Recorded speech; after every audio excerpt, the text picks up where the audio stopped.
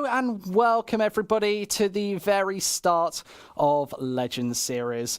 I'm Squid CS, your host for today, and for the whole of CSGO Legends Series, in fact. Let's see what we've got coming up. Of course, the match everybody's here for, Pompa versus Nexus. That's going to be first up. Of course, we had that match, Pride versus Epsilon, cancelled today.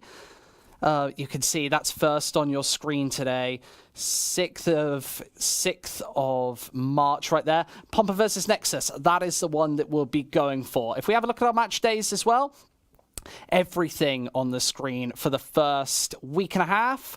It's QB5 Venatores, that's going to be a good one. Spirit and Tricked as well. That's going to be a action-packed match day. If we have a look at our league table as well, looking at that, nobody has played a single game so far.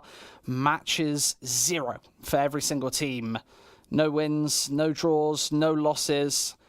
And every single team there, no change. And that's the only time that's going to appear like that this whole Legends series. Thank you so much for joining us here in our brand new studio in Hamburg. We've been talking about Legends points. We've been talking about Legends series. Here's a video to show you what it all means.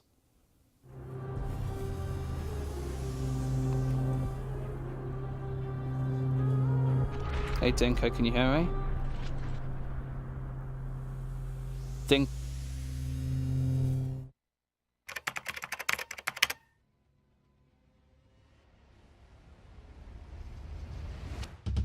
CSGO Legends Series is back and revamped with a brand new system never before seen in competitive esports.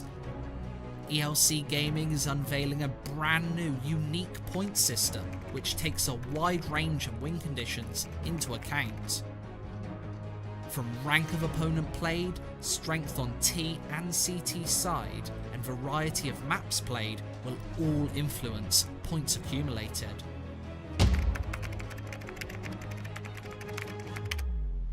Teams earn cash every time they play, with rewards given, win or lose.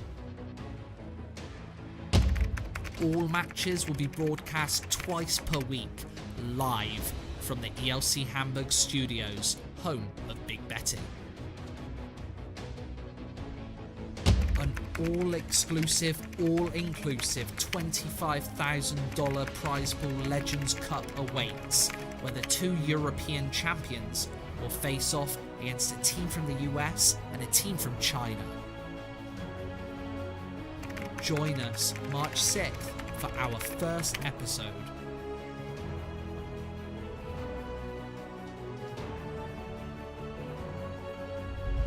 This is where legends are born. Welcome to Legends Series. Go to elcgaming.com for more information.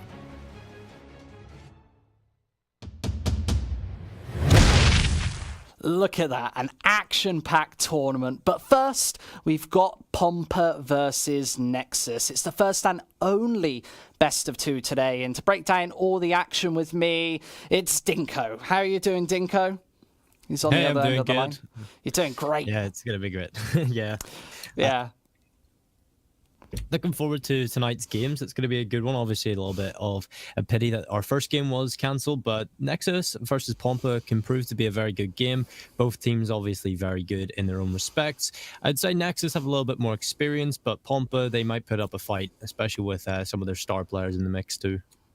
Yeah, and for that Pride versus Epsilon game, just for all you watching at home, we'll keep you updated on that. So make sure you going to the social medias, our Facebook, Twitter, there's a YouTube and Instagram in there as well. Make sure you're following us on that, and we'll be right with that, with the rescheduling of that match. We'll try and get it as soon as possible. But for tonight, it's only that one best of 2, and I think that could prove to be quite a closely contested game. Pompa's somewhat of an unknown quantity. Nexus also, they've competed in a previous Legend series as well. What do you think of these 2 teams?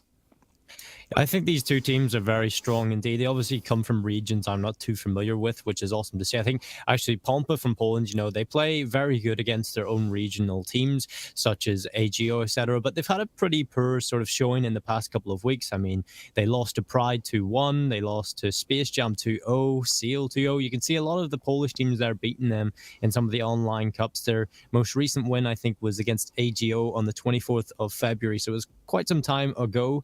So they're definitely wanting to be trying to take down Nexus today, and I think they have a chance to do so. Of course, they've got some good players in the mix as well, and but ultimately, I think Nexus are going to have a very good showing today, just due to the sort of experience they have. They've played a lot of LANs compared to Pompa, so they'll have a little bit more of a fielded roster, and I'm excited to see what Pompa can bring to the table, because for me, they're definitely the underdogs.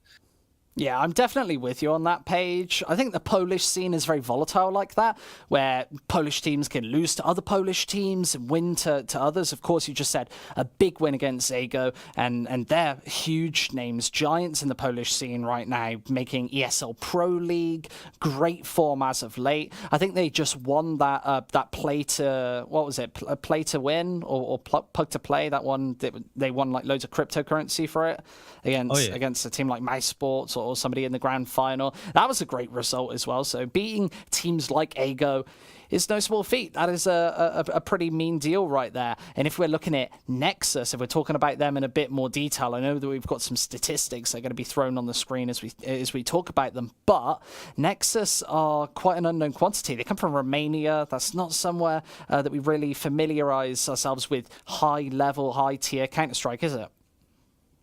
No, not at all. And I find these types of tournaments where we get to see lots of teams from different regions compete very interesting, because you get to see how teams do perform in those areas. Obviously, there's quite a few tier 2, tier 3 tournaments that do field some of these teams. And I haven't really stayed intact with this team, I have to say. Like Pompa, I don't know, haven't seen too much of them. I casted a few games before, but not enough to say that I'm an avid follower of them. So I love doing games where... Not a fan. Well... Don't know yet.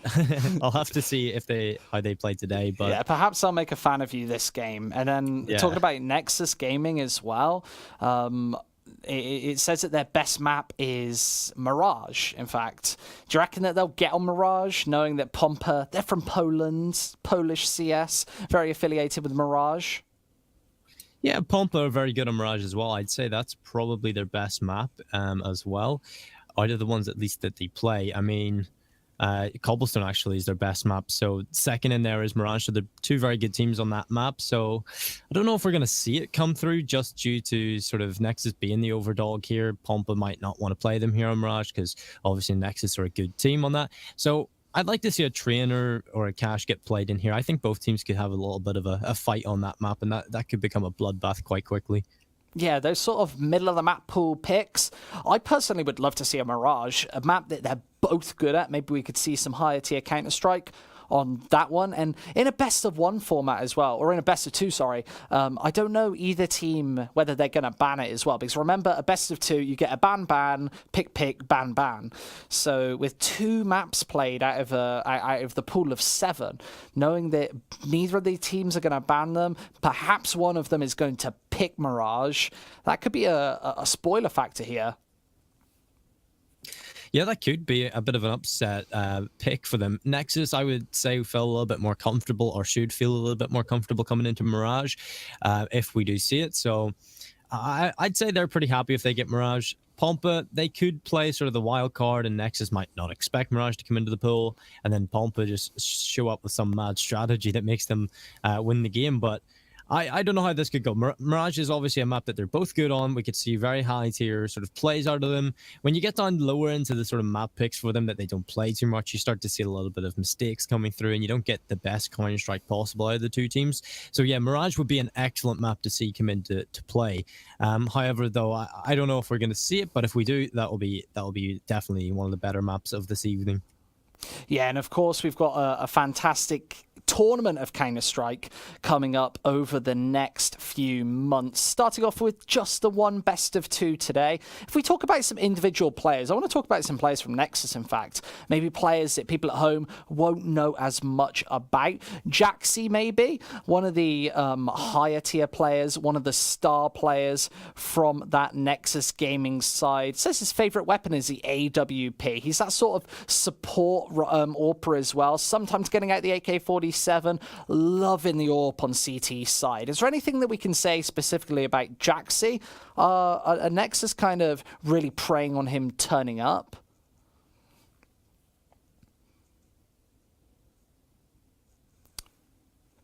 Perhaps not. Perhaps not. I can't hear Dinko. I don't know if anybody else can as well. But maybe I'll talk about Jaxi for a fair few seconds. It says average damage per round, 73.8. As an AWPer, that's pretty good. I think that a star player, you're kind of aiming for that 80 mark.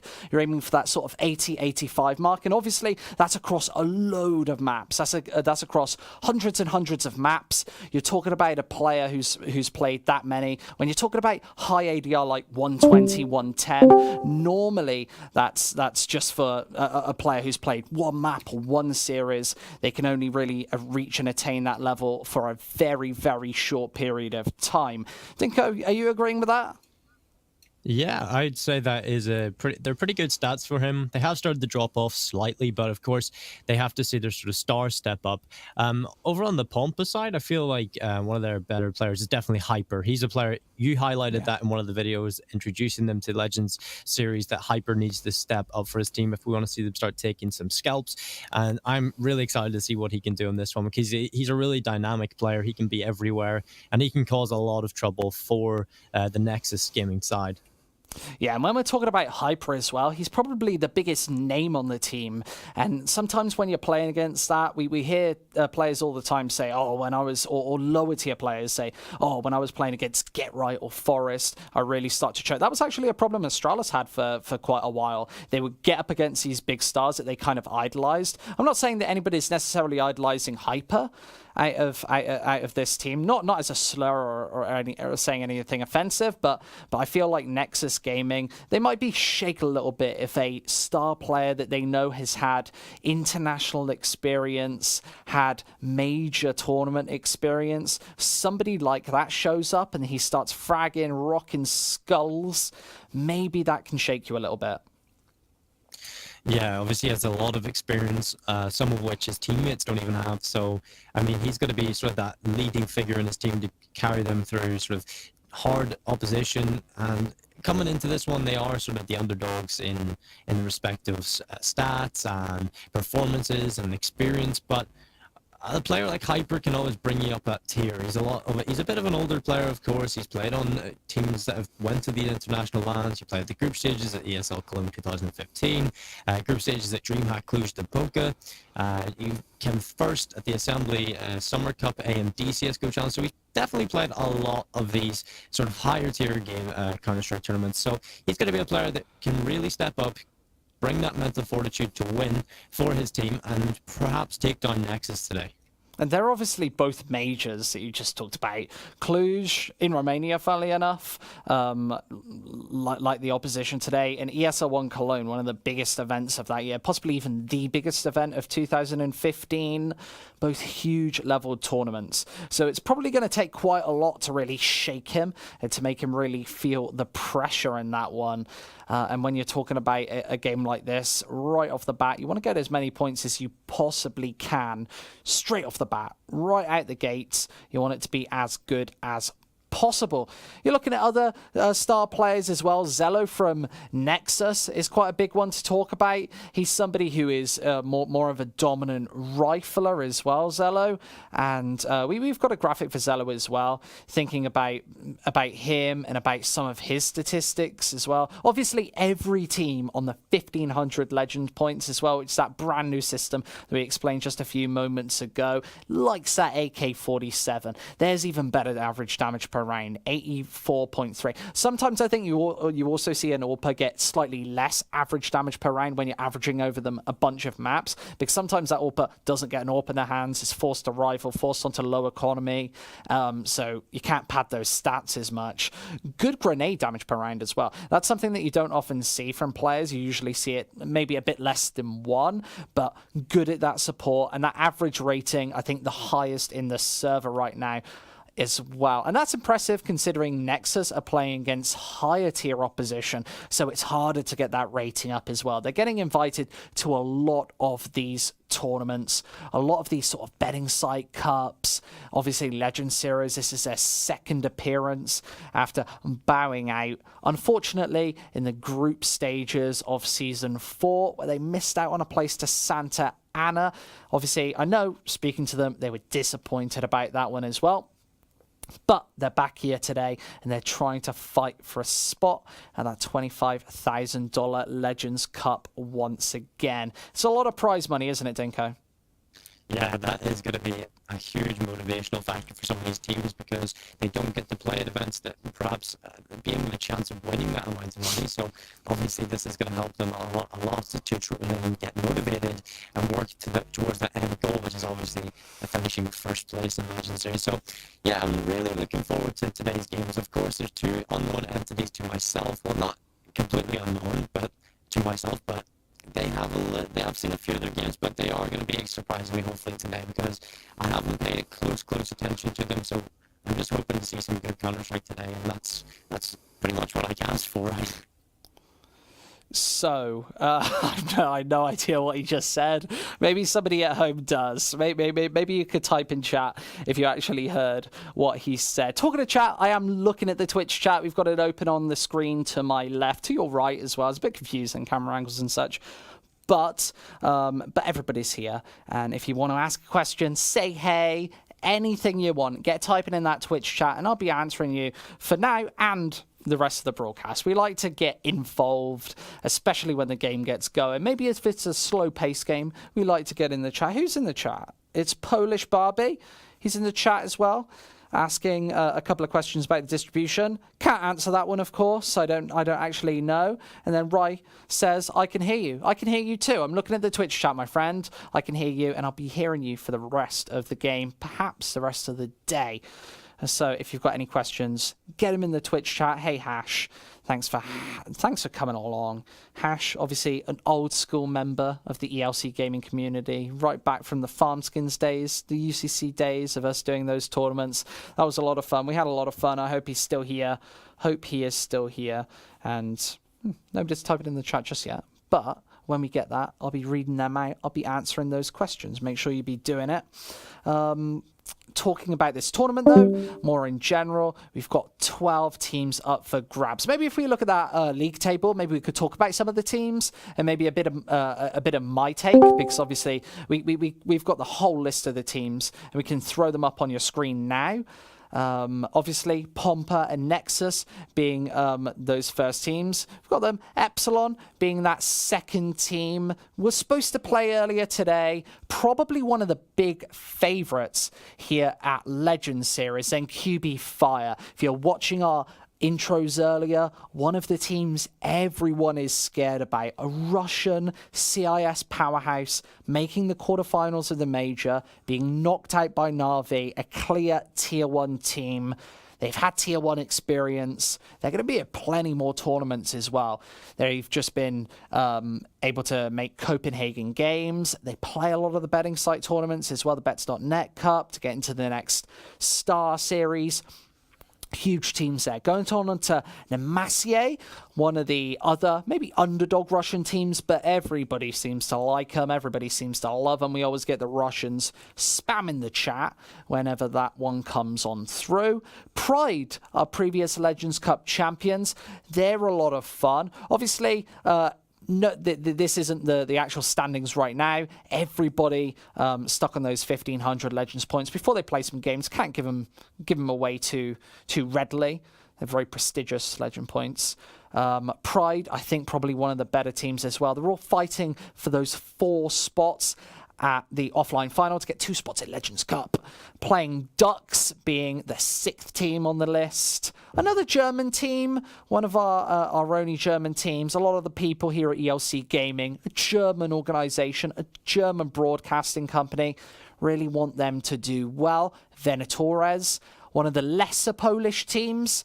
They're a lot of fun. We've been having some chats and looking forward to playing the Legends series. EPG, another Russian team. A lot of fun as well. Obviously, had a bit of a mix-up in rosters as of late. They usually come to these Legends series and maybe struggle to get out of groups. Sometimes a little better, a little worse. Kopsaka. This is the one that I'm really thinking about. This is the one that I'm really excited about. These have got my taste buds going, my mouth watering. Kopsaka. They are a lot of fun. Heats being one of the biggest players on that team. A fun streamer from Germany. You should definitely check that out. That's Heats with a Z or a Z, depending on where you come from. _N. Go check out his stream. He does a bit of streaming. He's a lot of fun. He is pretty damn good. Nexus Gaming. Oh, I missed out Tricked. How could I miss out Tricked from Denmark? They've had a couple of jitters, a couple of ups and downs, but they're here playing at Legend Series as well. Nexus Gaming up next today. We've talked enough about them already. And then Team Spirit to finish off the pack. That big dragon right at the bottom, roaring away at the bottom of our league table. Team 12 of 12, and obviously 0 matches played by anybody, and we've got those new legend points system. If you've just joined us as well, those legend points is a system that takes many things into account. It takes whether you win or lose the game, takes the variety of the maps you play, how many rounds you win by. It's a much more diverse system that rewards smash into pieces another team on multiple maps as well. We want to see the best Counter-Strike on the best maps all over the place all the time. And I think we might see that in our first game today, being Pompa versus Nexus. I think we've got Dinko back, so welcome back. Did you like that summary? Yeah, that was a good summary. Is it all good? No robot noises? No robot noises, no beep beep boop boop, none of that. Okay, good. It's okay. Yeah, it's okay. We're all fine. Yeah, one of the teams you nearly forgot to mention there is Tricked, and they're a team that I think can do a lot of damage at this event. Obviously, Danish Counter-Strike, it's something to marvel at. So that's going to be an interesting team to watch throughout the tournament, and I'll definitely be looking forward to seeing them play today. Not today, but in the coming weeks. So that should be an interesting team to keep an eye on. And obviously, when you're talking about Tricked in Denmark, a lot of the reason why, or much of the reason why Denmark is probably such a has such copious talent is those in-game leaders. You need somebody to kind of teach you, and you need somebody to really guide you through the world of Counter-Strike, especially with this with Tier 1 tournaments being all too frequent. You need those in-game leaders who are going to nurture talent, train up talent, and Denmark have that. They've got Carrigan, who's now playing internationally. They've got Glaive. They've got they haven't they? They've got so much talent that's able to really develop this young blood. So when you get the Kiebis coming up in the scene, when you get those new rising stars, the configs, they've got somebody to look up to. Yeah, that's true, and even the in-game leaders now have been in Denmark, such as Glaive, etc. They've been taught how to become an in-game leader by a Danish in-game leader. You know, Hunden, a lot of people pay respect to him. Obviously, of Ultimate Attacks now, he's a player that Glaive really praised a lot for his in-game leading. So, yeah, you're completely right, and I think the in-game leaders in Denmark run deep. There's plenty of them through different generations, older ones, newer ones coming up, and it definitely helps to build that scene into a tactical sort of masterpiece. A lot of regions such as North America suffered for a while because they didn't really have the in-game leaders, the in-game leaders coming through the ranks. So definitely in-game leaders are something that are a little bit rare now, and Denmark has a whole heap of them. Yeah, and talking about the North American stuff, a lot of the reason why North America wasn't really thriving is they weren't valuing in-game leaders. They were going for these 5-man like star lineups that weren't really able to compete on European soil, sometimes not even able to compete on American soil either. You see it ever since, I think, Sean Gare's probably stepped down. Ever since that happened, North America sort of crumbled in that department. Did you kind of agree with that? I know that we're sidetracking. I know that we're going off topic a little bit, but that's what we've that's what we're at this point. Lamel typed something in chat. Lamel put a big hello in chat. Do you want to say hello to Lamel? Hello, Lamel. But yeah, I feel welcome, Lamel. Yeah, but I feel like that is a huge sort of error in the North American scene. They do sort of toss away their in-game leaders. You know, they Cloud9 are a team that I think tried to dabble with it a little bit more than other teams, perhaps because they brought in Slemmy, sort of an unknown quantity as well. It didn't really work out, so of course he was off the roster. But I feel like North America, they're doing quite well right now. You know, Cloud9 winning the major, Liquid on the rise as well. You were at that major, right, Jimmy? How was that experience? Man, that was a lot of fun. I was at that major. That was one of the biggest crowds I'd ever seen. I've been to ESL 1 Cologne twice. I've been to that to E-League Boston as well, and that crowd was just so electric. When I was in Cologne, I was kind of really hoping for Esports to make it. I just wanted that, obviously, of German heritage at the time, not this international star level team that we're seeing right now. It was those Germans, and I remember when Gobby literally just stepped onto the analyst desk, the whole crowd erupted into cheers. People were standing up. It was like royalty just walked out onto the stage, or somebody who had just saved somebody's life or something. Everybody was on their feet, having such a great time. I wanted to see Esports succeed on the stage, and that's one of the things that made it really magic to watch Cloud9 live. Just the send them home chants, every chant, it was brutal over that, and it was great. What did you think at home? Was the viewership experience as good at home? Because I've watched a couple of those games. I watched the semis and the finals over again, but nothing matches sitting in that press box, looking down onto a crowd of 6,000 plus people, and really watching them and watching Cloud9 take it home at home. Yeah, the viewer experience at home was brilliant as well. My parents actually have no interest in games at all, and my dad was jumping around the living room with me, wanting Cloud9 to win because of the crowd, etc. Yeah. I kind of explained Counter-Strike as best as possible, but that was literally one of the greatest sort of finals I've ever watched, just because you wanted that home team to win. The atmosphere would have been so damn buffet as it actually taken that one. Yeah. So Cloud9 winning in the fashion that they won just makes that experience so much better. And yeah, I feel like Germany has not a vast array of teams anymore that are really able to compete at that top level, which is a little bit disappointing, because you think of the events that are in Germany, ESL, Cologne, etc. They're massive events, and for them not to have a home crowd anymore, a home team, should I say, it's a little bit disappointing. Yeah, that was always one of the most exciting things about Esports, is whenever esports came to Germany, Esports would be right there. And now Big has kind of taken up their mantle, but they've fallen right off a cliff. You're totally right. Germany have nobody to really look up to right now, with their superstar players who were like, well, Nico, who's not even from Germany, being sort of like the savior of German Counter-Strike, being their best export or being the best import, depending on which way you look at it. Him going to FaZe, and then I felt like Esports were never in the right place at the right time. They had Nex, who in 2014, 2015 was genuinely one of the best players in the world, and then when Nico got picked up by their team, he kind of fell off a cliff as well. He kind of wasn't getting. Can you remember that when Nex was just that superstar player?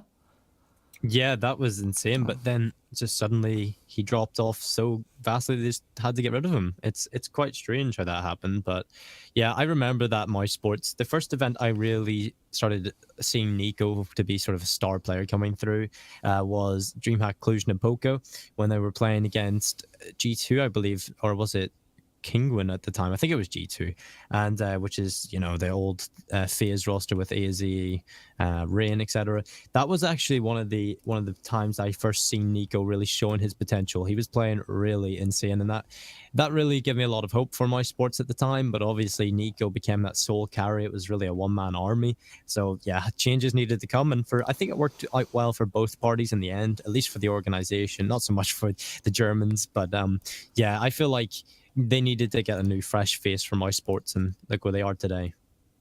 Yeah, and obviously Esports being such a big German brand as well. Shame to see them drop off over the last couple of years. Big trying to take up that mantle, and Big really haven't really done anything apart from that major where they took Inferno 3 times in a row, straight through to the round of 8, and then kind of fell off there and against Gambit there. Isn't that disappointing? Yeah, it is kind of disappointing. I mean, they look so good towards the end of the start of 2017, halfway through in the summer as well, and then really just dropped off massively. And they brought changes in and stuff now, so hopefully we see a new fresh face to that team as well. I'm actually excited to see how they perform. I don't think you've actually played a big event since they made the roster changes. No, neither do I. Just an update on what's going on right now. We're just trying to get all 10 players into the server, and we'll be bringing you this game very, very shortly. Make sure to follow us on all that good stuff. There's the Facebooks, there's the Twitters, there's the Instagram as well, for some cheeky pics on Instagram. I think Instagram's my favorite. Is Instagram your favorite? I quite like Twitter. You like? Yeah, I like Twitter. Yeah. Everybody knows I like Twitter. Yeah, everybody, like it or not, you like Twitter. yeah. I'm not as bad on Twitter anymore. I've kind of toned it down. Definitely. I think I've been busy. That's my problem. My problem with Twitter is when I get bored, I go on Twitter at like 2 o'clock in the morning or 3 o'clock in the morning. That's when it's really bad. And when I'm at work, I don't really do that. I don't really touch it too much. Yeah, I guess that's good for some. Which out of context sounds terrible. But there you go. At least you could always just say your tweets are your own, no affiliation with ELC gaming at all. But yeah, the Twitter's probably my favorite. That's I do what like I tried Instagram, to tell though, them. That's what I tried to tell them. Yeah. Either way, Twitter's a lot of fun. I like Twitter. Make sure you're checking out ours. I'm Jamie Squid Stewart. There we go. I've got to take a prediction off you before we get into this match, because we'll be getting into this one very shortly. Come on, give me a scoreline. Is it a 2-0 for Nexus? Yeah, I'm afraid so. I think it's going to be a 2-0, but I don't think it's going to be a very vastly superior scoreline. I feel like it's going to be about 16-10, 16-12. Both maps, I would say, go. That's So even without knowing the maps. Yeah, so kind of comfortable victories as well. And yeah, as you said, we don't know the maps. We don't know what they're going to be playing today. So it's quite hard to even give a scoreline like that. But no, a comfortable 2-0 to Nexus Gaming is what the doctor ordered. And Pompa, I think 22 rounds over the course of 2 maps is pretty decent.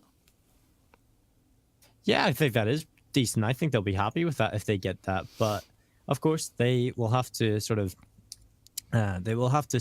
put up a fight in a way that they can actually get those rounds, because if you come into this one and you have a bad start, or you're playing a little bit poorly and you sort of get into that sort of mental grudge with yourself, I feel like it's going to be hard to come out of that one. But they've got Hyper in the mix. Obviously, we highlighted him as a sort of veteran player that can really help that team excel and keep them in the game.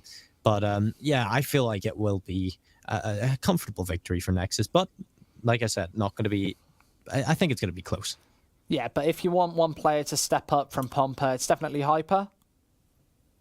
Yeah, definitely Hyper. I feel like he's the player that has to pull them through here. But there is some young stars in there and some unknown entities perhaps that we could see, which would be interesting. Of course, we don't just want the sort of stars to step up.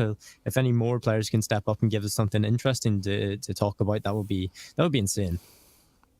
Yeah, and somebody's typing something in the chat. Anti-Christ. Thank you very much for joining us here today. Spelled wrong, of course. Go PT, he says. I don't know. What does PT stand for? Pompa Team. That's what it stands for. I got it right pretty quick. Are you impressed? That's impressive. Yeah, that's some quick thought processes. That was pretty quick thinking. That's what I'm known for in this company, is speaking quick, thinking quick, knowing things very quickly. Doing things quick. 36 people in the chat as well. As we said earlier, I'm watching the Twitch chat at all times. Make sure you type in the Twitch chat, asking your questions. If you want to ask anything, I'm going to be here answering you for the next 2 hours, 10 hours, until I pass out, until we all pass out. That's what's going to happen tonight. Dinko, are you here until we pass out? Yeah, I'll be here until we pass out. Hopefully I don't pass out before you, though. No. Well, hopefully I don't pass out before you. That would mean I'd pass out on camera, and then people would see it. Twitch fails again for ELC. It'd be like, nah, we've had some pretty solid Twitch fails, I'll be honest. Was that the one with the one with the flashbang? Yeah, that's my favorite. That's one of my favorite. That's one of my favorite Twitch fails of all time, I think. That one actually made me properly belly laugh. My boss, not so much, but I find it quite funny until people find out. I think that's quite good. Either way, we've got a game coming for you. It's a best of 2. Remember the format. Points are won, points are lost based on many, many factors. Just a win-loss? No. We're talking rounds won by, maps won by, how dominant the victory was, the variety of the maps played. That's what we're talking here today. No other CS tournament does it. What are they talking about? They don't know what they're talking about. Dinko, does any other tournament know what they're talking about? No, I actually really like this. This is very innovative. I feel like there's a lot more that goes into Counter-Strike than stats and winning. So, well, obviously you want to win. That's where everything goes to. But I feel like a lot winning. More, yeah, all about winning. But there's always the elements. Like, I think Esports is a good sort of example to use for this, the old one at least, where Nico would carry his team massively, and they still might not be able to clinch victory, but he would receive nothing in return because, you know, his team were unable to pull through. So I think this is a pretty good sort of lineup. Well, I think Simple's a good example of that right now, where he's not winning tournaments but winning MVP awards for tournaments that he hasn't won, and he's saying, this doesn't matter to me, screw this, I just want the victory, I want the sweet taste of victory. So much good CS has happened recently. We've had what tournament was that I was just talking about? Star Ladder. That was a fantastic tournament with a great grand final, but most recently Katowice. So let's have a little chat about that.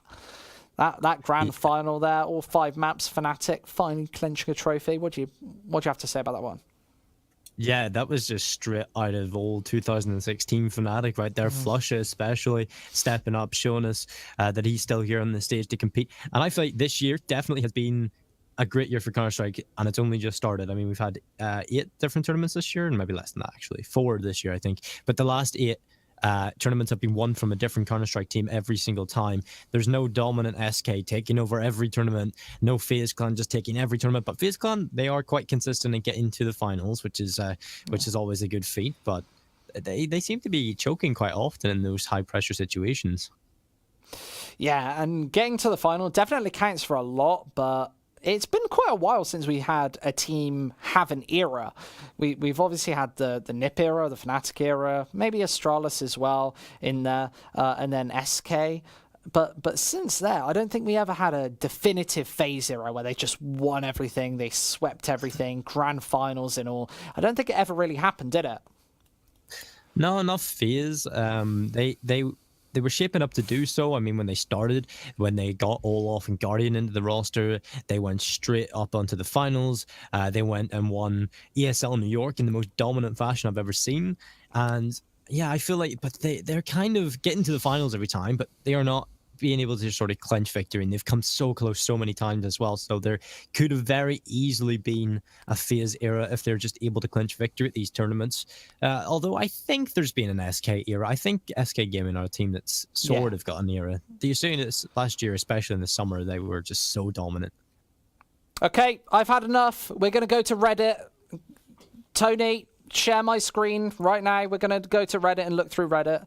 That's what's happening. Since I'm not going to a break, I'm not a pussy. I'm not going to go to a break. I don't need a drink either. Share my screen. I'm going to move Reddit over, and we're going to look through Reddit together. Dinko, get Reddit up. Let's go. Let's go. I'm ready. So JW says, and I've not looked through Reddit like at all today. I don't think there's anything I looked through and bad on my screen. This is what we're doing. Right, JW said it would feel even better with Olaf. I think we can hear. Should we listen to this? Yeah, sure. Reddit chat. This is going to be a new segment. I just invented a new segment right now. They should pay me more. The video doesn't work. We're not going to look at that. Any funny comments? Comments. You'll always be with me. That's quite funny, I guess. Yeah, that's quite good. I like that. Right, back out. Let's find something else. This guy is warming up in 2037. What's he doing? Let's find out. Christ. What the hell? I love that. This is so good. Yeah, this is such a good segment. We should do this every show. We should start this 10 minutes earlier to do this show. yeah. So the head of Legend Series just said that we confirmed this segment. Sponge on Twitter says, by the time we get to DreamHack Masters Marcel, teams will have 6 weeks of more relaxed tournament schedule. What do you think about that? Do you think that that's really important for teams, Dinko? Yeah, I definitely do think so, because when the tournament schedule's so packed, teams don't have sort of time to relax, start sort of resetting mentally, because it is exhausting traveling all the time, or at least I think it would be. Don't have the personal experience myself. But, I'll tell you what. yeah. I'll tell you what. I went to America twice in January in the space of like 3 weeks, and after that I was exhausted. I was like I told my boss I never want to go to. I was like, I don't want to go to North America in a little while, which was probably a mistake because we're opening a venue in Las Vegas next month. But if he's watching, I want to go back to America now. I've had enough time. But nah, traveling is exhausting. It is absolutely crazy. Yeah, especially when you have so many tournaments, like one this month, maybe 2 the next month, it's just so packed. And but DreamHack Masters Marseille does aim to be a very good team as well. Tournament. Well, they're voting the maps right now. They're going for those vetoes. For anybody who wants to know, let's go through more. The Soloff one.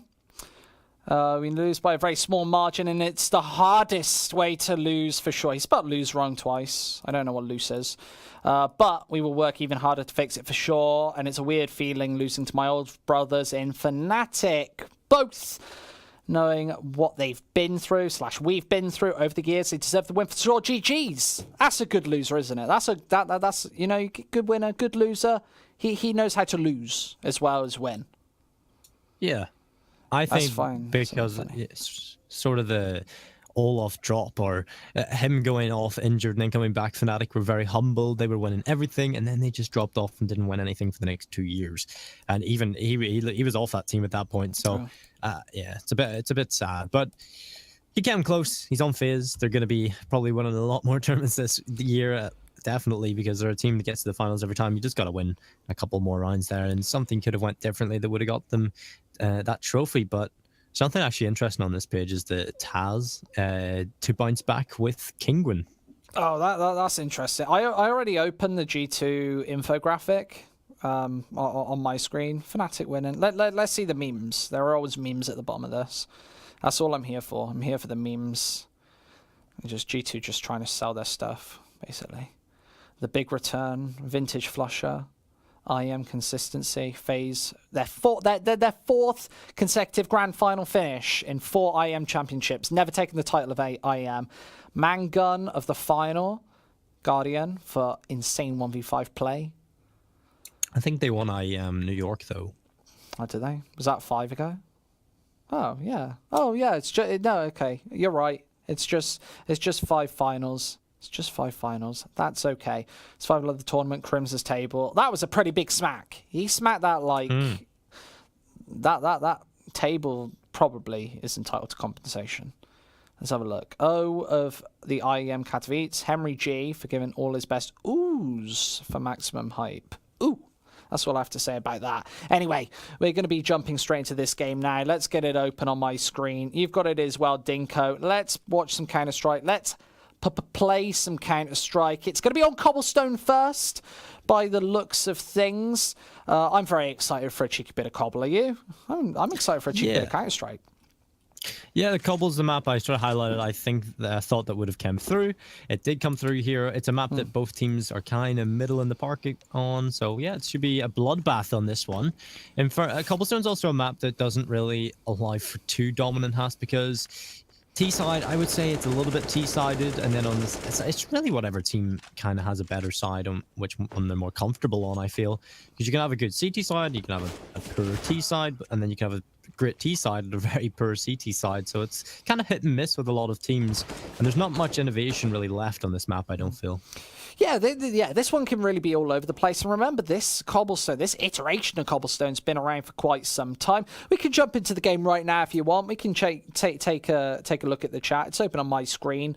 Both teams just try to load into the game right now. My ears going everywhere. We're doing well today, aren't we, Dinko? Yeah, we're doing brilliant today. No, we're doing fine. 7 people in. They're pouring into this server.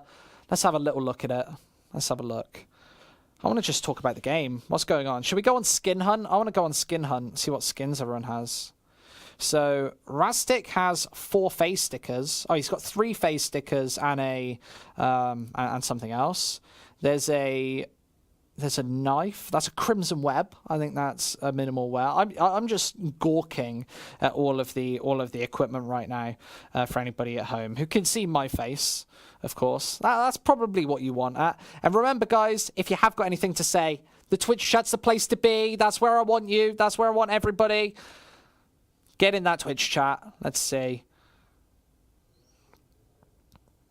Heats Beast says Heats N. I actually called him out earlier and said he's a phenomenal streamer. He is in the stream with the other 60 people watching. Thanks very much for joining us here today.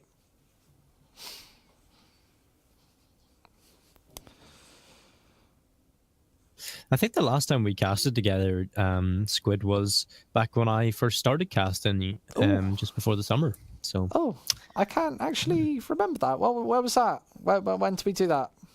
We did for ECS. ECS. We did ECS. ECS. Yeah, ECS Development League. Yeah. Oh, that was so much fun. Oh, you should. Why haven't you been back in so long? What's been going on? Well, I've been just building up myself, really, and progressing in my craft and just trying to fix some things, Okay, all right. If it's going to be that way, I guess. Glad to be back, though. Yeah, I'm glad to have you back. Thanks very much for joining us today, Dinko. There's a round of applause for him. Thanks very much. He's joining us, and of course. We've got this thing for up-and-coming casters that if you come on our broadcast, if you come on our broadcast and you're very, very good, we'll be voting. Everyone will be voting, including probably you at home. I don't know if we've decided quite yet. For the best commentator at the end of the season, and they'll be flying over. It might be in Europe, it might be in America for our offline finals. I think it's going to be in Europe. But for our offline finals for Legends Series, it's going to be a cheeky bit of LAN experience. Looking at that pretty picture that always comes up, I should maybe point this way. As a professional, as a tenured professional, I should probably point the right way. Every time you come up and speak, every time that pops up, you have LAN experience, don't you? Yeah, I do. We did some local LANs here, etc. I mean, they're not big LANs, but they're obviously experienced to be hanging around with people that the players, etc., and some other people who are in sort of the admin side of things. But yeah, it's great experience. I'm having one coming up at the end of March as well. It's going to be on camera studio work as well, which is yeah, it's going to be a lot more interesting, but looks as though the knife round's getting underway here. Well, we're about to get into this knife round, as said. Let's look at it right now.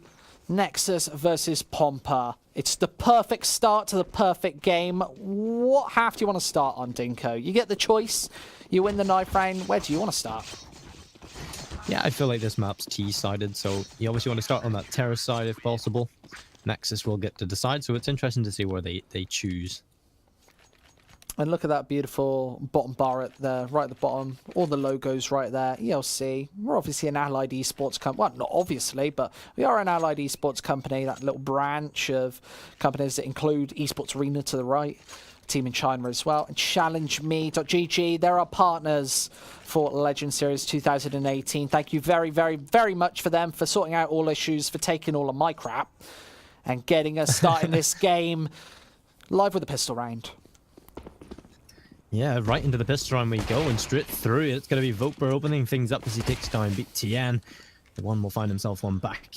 And Marcus goes down. We're into a 4 versus 4, and already the T side, they spring their attack towards the A side. Rastic, he's going to be opening up towards middle, but it's LTN. It's the show for him, and he takes himself 3. Ooh. And Rastic finds the 4th, and that will be the round. Pompa take it very convincingly, only losing 1 player here. That was a cheeky ult from me as well, going Henry G-Star right there. But LTN, Pompa taking lots of mid control. And when you've got that much map control on Cobblestone, you control all of the rotations. So when you get that first man on the A site, Nexus cannot move. You've got to take that Angel and win that Angel before getting to the A site, before getting back to defuse the bomb, to stop anybody else attacking the site as well. And that gives such a positional advantage. It's straight into the B site this time for Pompa. Straight in, and already kills coming in again. It's a double for LTN. He stepped up huge already, and now they need to get their way back in. Jaxie's in a 1 versus 4. No chance for him. He goes down 2-0 Pompa. Very, very clean indeed. A good start for them. And again, this is why I like starting on that T side. If you can just control the pace at the start of the game, get yourself rounds on the board, and just start to sort of get that confidence going, that's exactly what Pompa need coming into this one as an underdog as well. A quick pause, a quick unpause that both teams, I think, have to agree to. And there are 290 seconds left on that pause. They're ready. And I think the most important factor right here is the AK-47s. They bought them up really early, and they didn't lose many at all. Just Marcos going down, who is the stand-in for today. Oh, no, it's actually Desti who's standing in for today. But that third player buying up the MAC-10 now. A lot of potential to farm that cash. Yeah, it's awfully annoying when they change their names, isn't it? Yeah, I love down in the drop. MAC-10 kills coming in. That's 2. Zello and the 1 go down. Rastic with 1 onto IME, and Jaxie trying to get his way back in. Able to find 1 with the USP, which is a little bit unorthodox. But is allowed to escape with his life. He'll get 1 with a Molotov as well. He'll finally go down, and that will be 3 players, 3 rounds for Pompa, and a pretty easy start for them, I would say, here. Yeah, against all odds as well. That wasn't what we were expecting earlier today. We were saying Nectar's probably a confident win on both maps. Perhaps that might not happen. Pompa with 5 sets of AK-47s and nades galore. They've got them all. 5 sets of Molotovs, 5 sets of smokes to perfectly go for an execute onto one of these sites. And they're applying pressure on both sides of the map with Desti, Rastic, LTN, that trio over towards the A site. The other 2 lingering towards B. Just throwing out those initial nades. Is Desti going to pop 1 with a flashbang? Oh, Zello actually spots 1 out. It's Vopa. Didn't check left and right before crossing the road. Is going to get nailed and executed by Zello. That was such an easy kill for Nexus to pick up now, and because they have such lack of utility, they really do need to find these opening kills, and they find one. It's granted to them. BTN towards middle finds himself a 2nd, and there goes a follow-up. That's a 3rd. 3 kills coming in for Nexus already. Finally traded back by Desti, and now it's a 2 versus 4. 58 seconds left in the clock, and the T side, they're going to impact onto this A site. Desti has to find his headshots. There's a player on his left, player on his right. He takes the fight in the right, but he goes down to Jaxie, and now it's only 1. And Marcus goes down as well. Nexus, they finally answer back with the first gun round victory here. That's the telltale sign that Nexus have the better teamwork and coordination as well. You saw Jaxie with the AWP lingering and poised to take the peek on the B site. Gets the fast AWP shot and diverts the attention of the second man. Allows that second peek out through, and Nexus can take both frags and a clean and decisive round. Instead of Jaxie peeking out once again, potentially losing that AWP, they've now got that to work with. A very important, crucial first round win, and a decisive round win as well. If we have a look at the scoreboard, they're starting to build up that bank slowly but surely. BTN 1,300, Zello $3,000. Of course, Cobblestone, it's hard on the CT side, but you have to buy up so much utility. You have to use so much utility as well. So the main opportunity to really build your economy up is bolstered on the fact of getting an eco. Zello going for mad spray down. There's 3. The fire finishes off the 3rd, and there's the 4th as well. Zello starting off Legend Series in style. Marcos, he's all alone. AWP in hand, he's gonna have to fall back. That was insane from Zello. Just 4 kills, and now he's pretty much estimated Pompa's chances into this round now. They have barely anything to work with, and Marcus has to save this off. This is a weapon you have to get into that next round. If you lose that, Nexus are going to be walking all over you for the next couple of rounds. At least... Well, I think we've lost Dinko once again, and one of the big features of our tournament is a segment that we're calling Play of the Day. And we're going to be showing on future broadcasts the play of the day, the best play that day, and that is a contender right there. Zello, 4K on the B site, dropping the bomb, single-handedly winning the round as well, and that's so important at this point. Just, well, when they're behind on the scoreboard, they're trying to get into the mix, into the running. Zello being such a crucial, pivotal member with the AK-47. Is it all good now? Yeah. We're alive. I don't know why, but it keeps cutting me out for no reason. And I'll join back and it seems to miraculously fix itself. Yeah, it doesn't seem to be the internet either. I have no idea what's happening. It it's just kind of just stops working. It's your potato mic. Yeah. It's your Irish potato mic. There we go. Borderline racism. That was gone again. Yeah, stereotypes not condoned by Squid. Yeah, but anyway, Pompa, they are able to save that up. I highlighted that when I was actually speaking, but you couldn't hear me. I was talking about saving that up into the next round, how important that's going to be, because you can actually buy around that, and if not, Nexus, I think he was going to say, need to hold this site. IMA going for that first. AK-47 in hand as well, so nice fast headshot, and they're not over-peaking here. A fast 3 kills as Vopa needs to charge it back. It's the AWP doing all the work. There's a headshot. And he needs to dispatch a BTN right now. He's still roaming on this site. It's Marcos who's got to get a quad kill here once again on B. He's fallen back. The nade's starting to rain in. There's a flash to neutralize him slightly. And there's a follow-up. It's Jaxi. Oh, actually lets him cross, but he has all the intel. And he has hit the shot as well. Loves the scoreboard 3-3 here.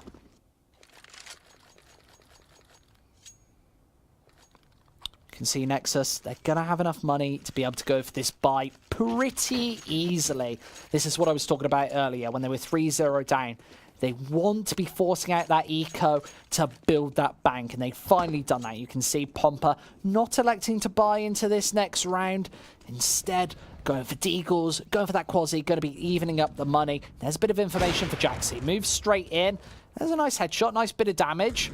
Took some down, allows another member of Pompa to maybe neutralize him later on in the round, and you can see, if I was Jaxi, I wouldn't be too aggressive, but he is going to find that second kill. His BTN's here for support. Nice big double kill. This looks to be a clean round. Stick's going to ensure that that doesn't quite happen. Savages an AK-47.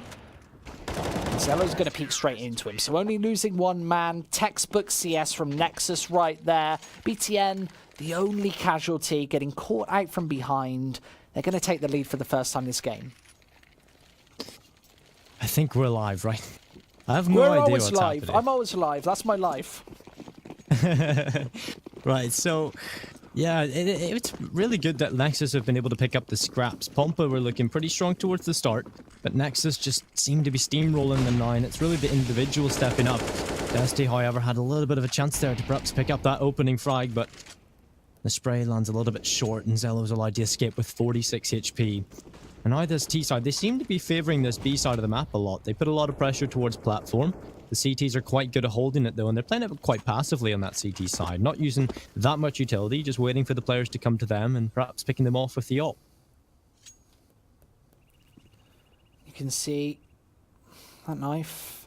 He's holding the knife out if you're new to Counter-Strike, just to get that faster peak. Obviously, faster run speed there. Doesn't want to get caught out by a potential AWPer. Not knowing, Pompa, there are 5 rifles set up right now, 5 AK-47s.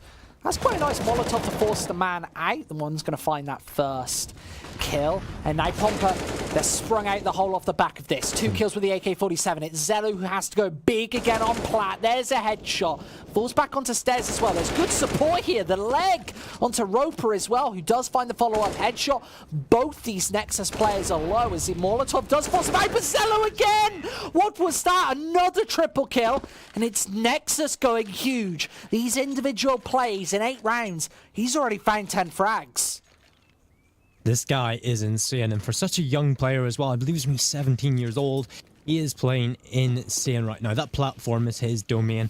He's shut down loads of opponents already from that angle, so that's got to be something that you're a little bit worried for if you're Pompa, because their play seems to be very sort of driven towards that side of the map, and Zello again opens things up with another shot, but Desti this time puts an end to him, and that is going to be back into the favor of Nexus as they hop up and find all the kills, but Desti going huge with another deagle coming through, and it's now a 2 versus 3. Yeah, I'd say a bit too aggressive from Nexus. Don't like what I saw there. Facing that deagle, giving away an AK-47 as well. And you can see Desti, that pinpoint aim, looking towards Trophy, looking towards Statue, where IME is lurking. They need to clear him out before they get this bomb plant as well. He's going to be a real thorn in the side. A flash way high up. He's going to catch them off for a couple of seconds, and they are going to boost tree. This is so intelligent as well. It's Desti, another headshot for him. As he spotted the man Rock as well. He might be able to do it all himself. Support from the CZ allows it. But Desti is an absolute monster right now, and he's spotted out the 5th and final player. All headshots, all Desti, 4 rounds. Desti just single-handedly got them that round, just by all the deagle kills. The first kill to come in against Zello. Obviously, Zello had a huge opportunity to shut down multiple opponents towards B long, and with Desti being able to trade him quite quickly because of the aggression, that does allow Pompa now back into this game, and they get themselves their 4th on the board. They've got the ops out, the AKs around it, and this night looks pretty good for the Polish side. Nexus, they're on a bit of a weaker buy this time. Not much utility to be seen, but they have got the rifles. IM only has a deagle though, but he's a player that can do a lot of damage with that, and already a little bit more of a presence towards the A side of things for Pompa this round, and that's something we haven't seen just as much. Oh, bit of team damage there from Zello, a bit trigger happy. Can't really blame him though, he's on fire right now, and the one is missing a couple of shots. Needs support from Zello, doesn't quite get it in time as one is able to find that kill, but it's a ruse, it's an A play. And Jaxi has to go huge, but he doesn't. Just gets shot between the eyes. And with a minute left, it's Pompa with a bomb on the A site. Oh, catching out one more. The one finds himself one, but it goes down quite quickly. Rastic with a nice trade, and Voper from middle. This just puts it into a 3 versus 1. IM has it all to do. And probably just save this weapon. There's not much of a chance at all of finding anything. For some reason he's going for it, and he finds himself one as well as he drops down Rastic. He's going to try and get in close here, and the player is down towards middle, so he does have a huge chance if he moves quickly, but playing this 2-T is Marcus right now. He's holding that site as best as possible, wraps his way up and takes him down from above, and that will be 5-5. Pompa even things out, and Nexus's lead and momentum is somewhat brought to a halt.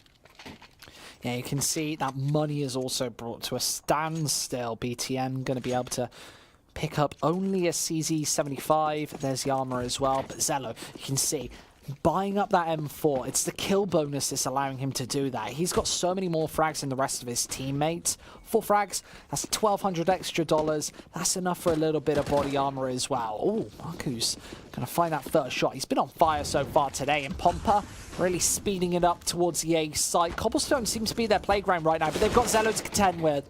He's gonna just prance his way out. His BTN has a lot to do. Challenges the AWP, can't do anything. Picks up an AK-47 as well. He's got players left and right to contend with, and he needs support from his other CT counterpart. It's the one not making his way into the A site whatsoever. Big misses from LTN. Gives BTN a chance, but it's only the one left. CZ75 in hand. He needs to do a little bit more damage here, and he isn't going to do it. Oh, Christ. That was such a fast shot from Marcus.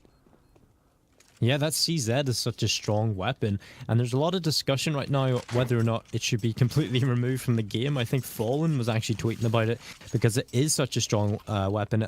It's a viable option for teams that have just lost a couple of rounds in a row. Just buy up CZs. You've pretty much got yourself a bit of a full buy going there, and it does. You see so many rounds being won off the back of CZs now. It's such a good weapon to be having in your inventory, and now this is going to be where the T-side try to get their way out towards B, running right through Zello with the first kill. LTN falls, and he's going to try and take himself a little bit more of the action. That's 2 kills for him, but he finally goes down. Marcus with a nice trade, and now the one trying to hold stead.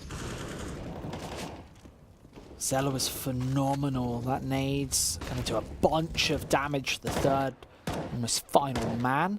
And moving on to this B site, I beg your pardon, but IME. And you can see the positions Nexus are holding. They've got everything locked down. Pompa can't really move at all. This push has been far too slow, and it's not really going to get spotted out. The re-rotate over with a bomb to the A site isn't really going to do all too much after. I guess our focal point should be over there, with Vopa moving his way in. He's got the knife out at this point. He's got barely any HP, but they might give up this site for free. The orb rains out at the B site, and Vopa's going to be able to plant this bomb unbeknownst to any of the CTs. He's going to make his way to safety as well. Up close and personal to the door, but IME is going to finish him off. A bit of bomb, a bit of money. 6-6. Yeah, Nexus will be happy with picking up that one. Their economy was in a little bit of dire straits, but Pompa, they nearly pick up the round. Of course, Marcus gets 2. They get the bomb down, so at least they've got something into the round. And now we'll likely see another buy come through. Nexus been able to salvage themselves something back, and this one's starting off already, Squid, the way I thought it would be. Very close, back and forth. And this is the way things should go, and this is the way things are starting to shape up, because this map, again, isn't a very dominant map from either team, so they are very in the middle of the park for this one. So this should become a bloodbath, and already Pompa, you can see they've pulled out the AKs again. They've got a bit of utility in the mix as well. But Nexus have that AWP and Jaxi, and that could be the final nail for Pompa. Yeah, you can see that MP7 picked up onto LTN as they verge towards this A site. There's a good opening as well. They haven't really got all too much in the way of defense. BTN going down, A completely neutralized. Pompa have a free site, and it's only down to this one-sided pincer. Oh, and it's going to work out. The one IME, both finding frags, but LTN from behind the MP7 that we were doubting actually finds a bunch of frags, a pair of frags, as Zello, the star, has to step up once again and rotating his way around. He's got this smoke. He's got a flash as well. He just has to neutralize Rastic on the A site, and it's not going to happen. LTN from the side is able to sideline him, and 6-7's our scoreline. Again, back and forth. Pompa again on the scoreboard with the lead by 1 round. Nexus, this cannot go on for the CT economy.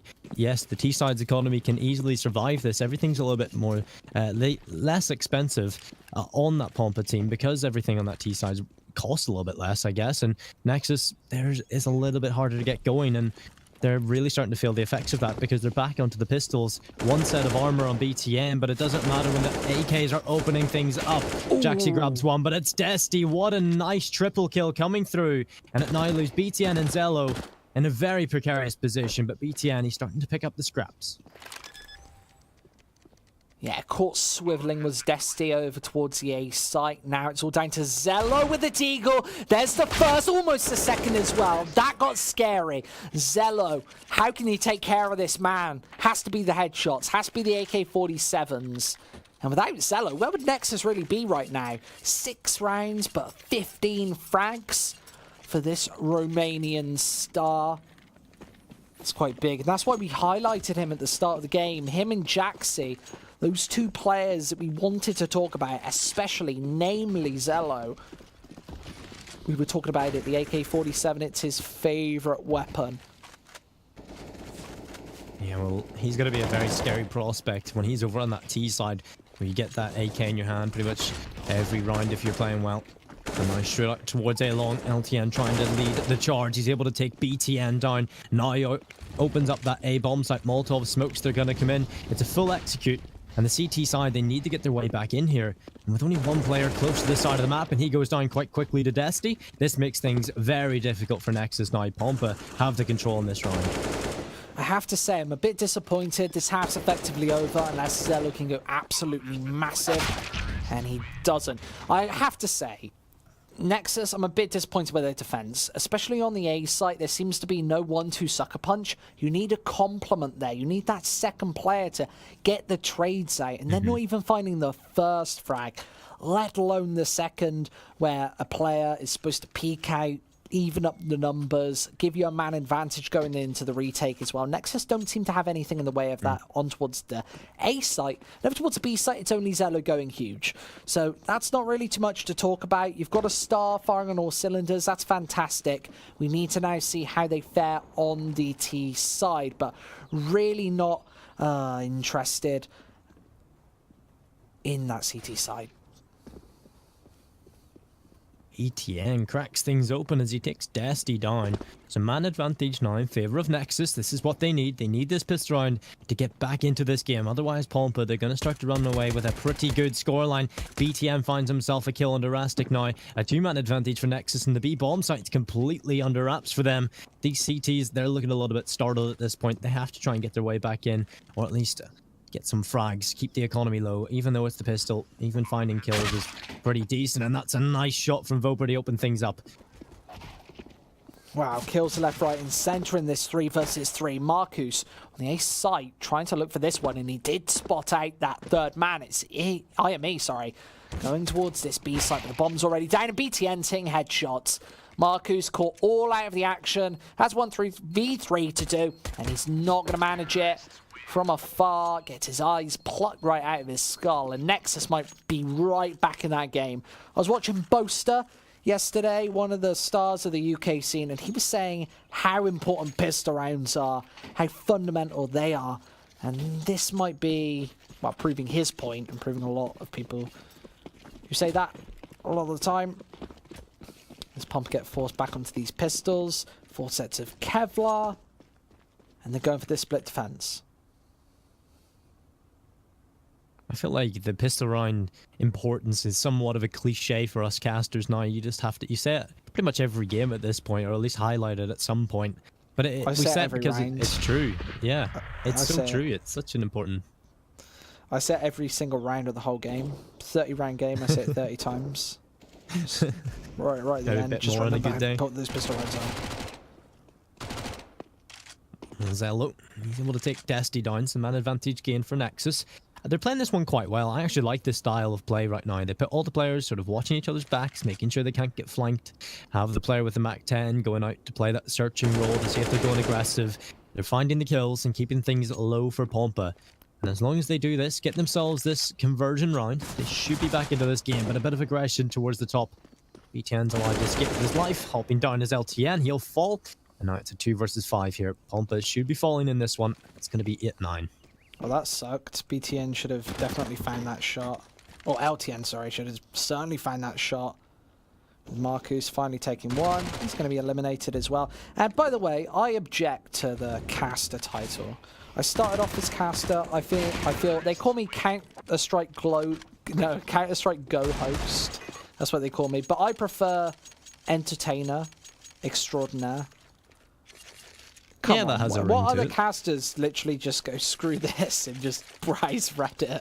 He does that. He does in Europe, maybe Australia, but no, I've never seen anyone do that. That was not planned. I've seen some strange things, but not Reddit browsing. Oh, I've seen some strange things as well. No, I've seen that. On the internet. Oh my god, let's not get into that.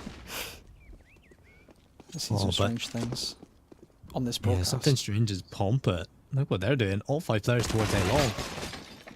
Not going to go too well.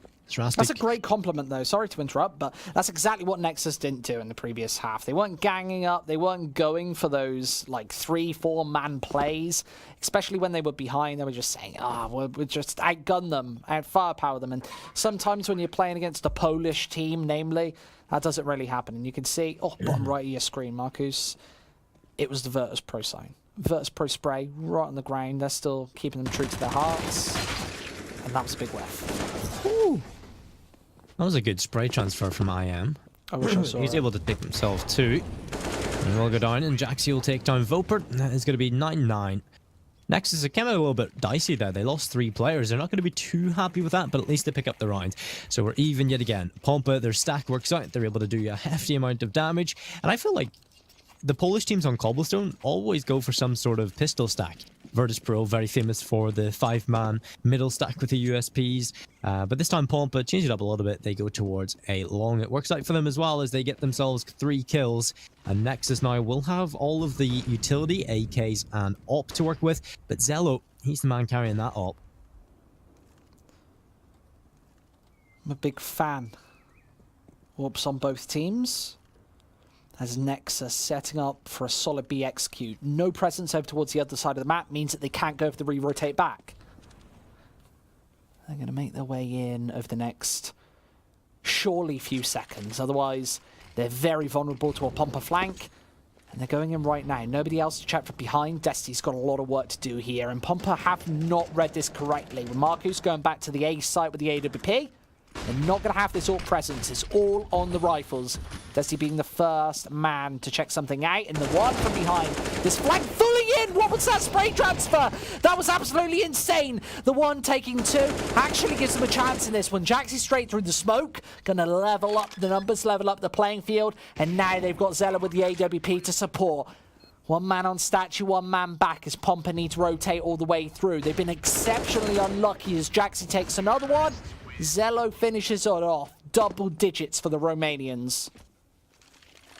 That spray transfer was extremely filthy. That was better than the one that Jaxi previously done in the last round. So Nexus, they're playing very good right now and they've got themselves in the lead. This is the way I expect things to go though, because that T side, it's where Nexus shine a little bit brighter, I would say. On their CT side, they looked a bit dull.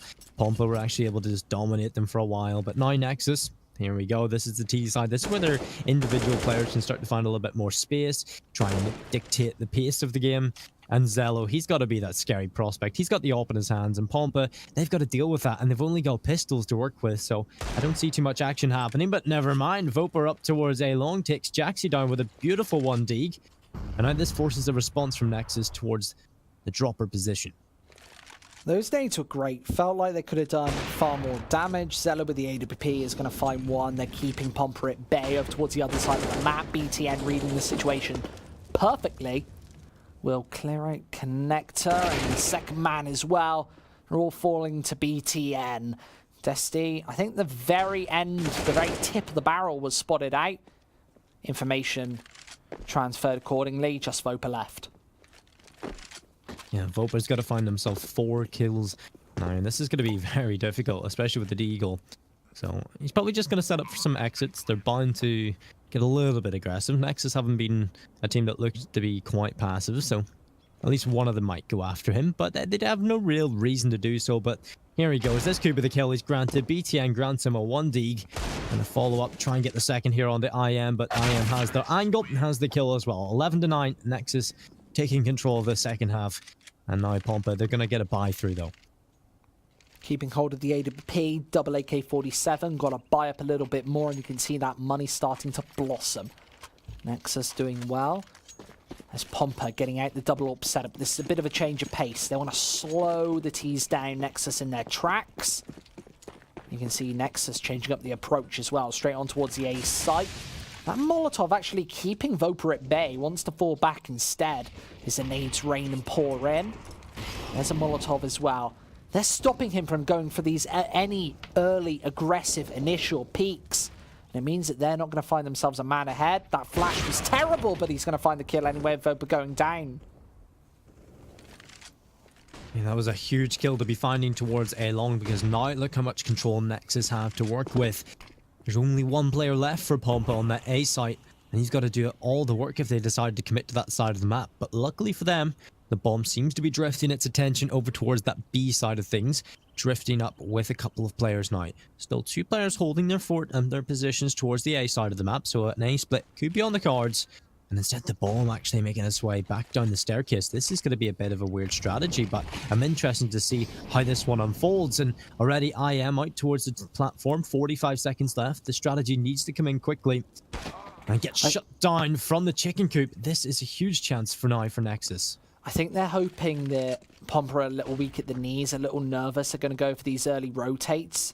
The A site is going to be the last to the final target, and they're about to make the way in. Oh, Desti messing up that spray. That is going to be Jaxi taking him down. BTN opens things up as well. And now it's Marcus and LTN. They've got to do a 2 versus 4 retake here. Here goes the first kill, so it makes it a little bit easier now. Just a 1-man advantage for Nexus into the round. And Marcus and LTN, they've not got much utility. They've got no kit, so they have to move quickly. Flashbang out. Not a great one at all. LTN goes down. Marcus with a trade, but he'll go down to the 1. And that will be 12-9. 4 rounds for Nexus to find to take this first map. And Pompa, there's nothing really happening for them on the CT side. No life for them. Yeah, that was the worst flashbang we've seen at Legend Series so far. That's not saying much. It's the first map. But Nexus, you could see that they went for the re-rotate over towards the B site, tossed out a couple of nades, wanted Pompa to go for the re-rotation, but Cloud9 style, they stuck true to their guns. It didn't work out quite this time, and there was only 1 player left at the A site. Start the 22nd round, AWP out for Nexus, and that's a good spray down. Not actually hearing anything as Jaxi, as he actually falls foul of the CZ75. Marcus able to take that first. So you've got this That's a bomb. huge kill. And they're going back to this B site. Just eager, waiting for anybody to make a mistake, make a peek. Smoke deployed towards the broken wall. It's quite a standard smoke at this point. Allows the players to get to the opposite end of that box safely. And of course, Nexus have the man disadvantage, so Pompa, they're going to be trying to steal away this round with Deagles and CZs. If they could do that, that would be their way back into the game for sure. And what another Deagle shot from Desti. Hit so many of those in this game so far, and already a 2-man advantage for Pompa. Squid, this could actually go in favor of them. Oh, Focus going to go for PK as well. There's another headshot. Actually falls back before he goes for the second. Going to be chased down by the 1.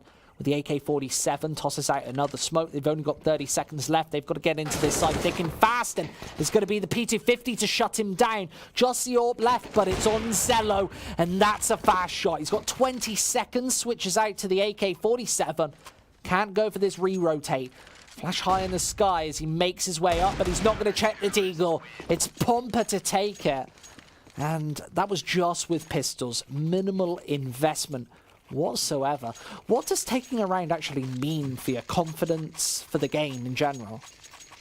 Yeah, they found nothing on their CT side so far, so finding a round based off individual plays as well, players stepping up, perhaps feeling a little bit more confident, finding those crispy Deagle shots, that is going to give them a hell of a lot of confidence, and now a lifeline back into the game, because they've pulled out the double ops. This is the huge show now. They've got Rastic and Voper going to be carrying those ops on the CT side.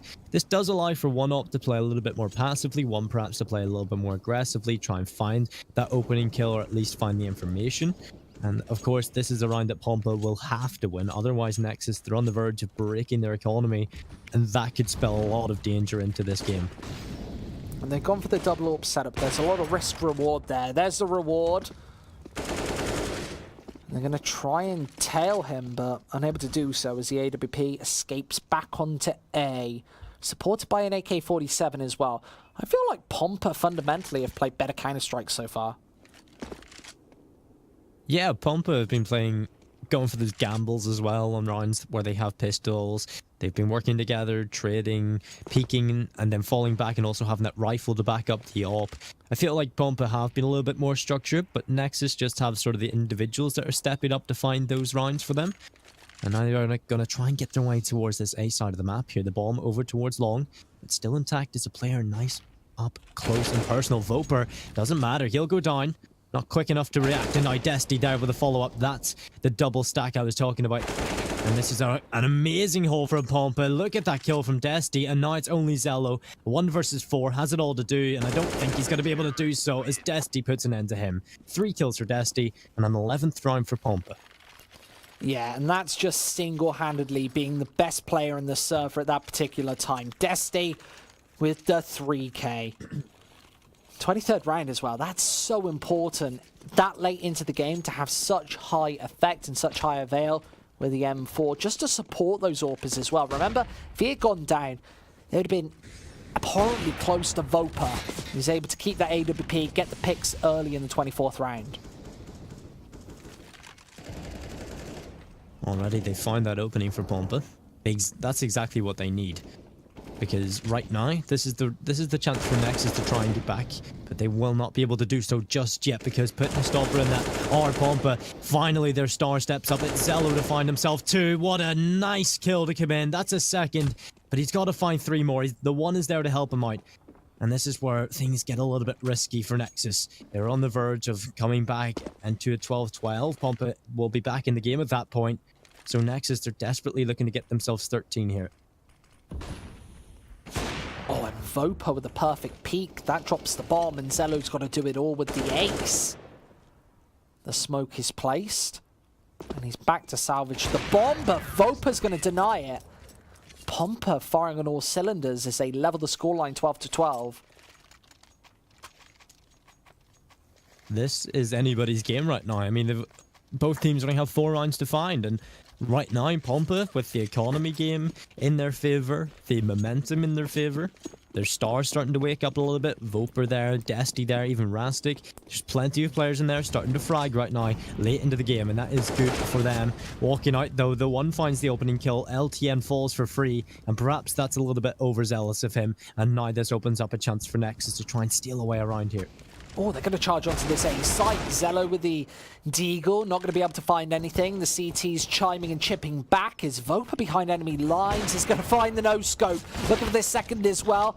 He seems to be hitting everything right now. BTN behind enemy lines once more is going to level this back to a 2 versus 2. Is Nexus, tail between legs, are going to rush towards this B site.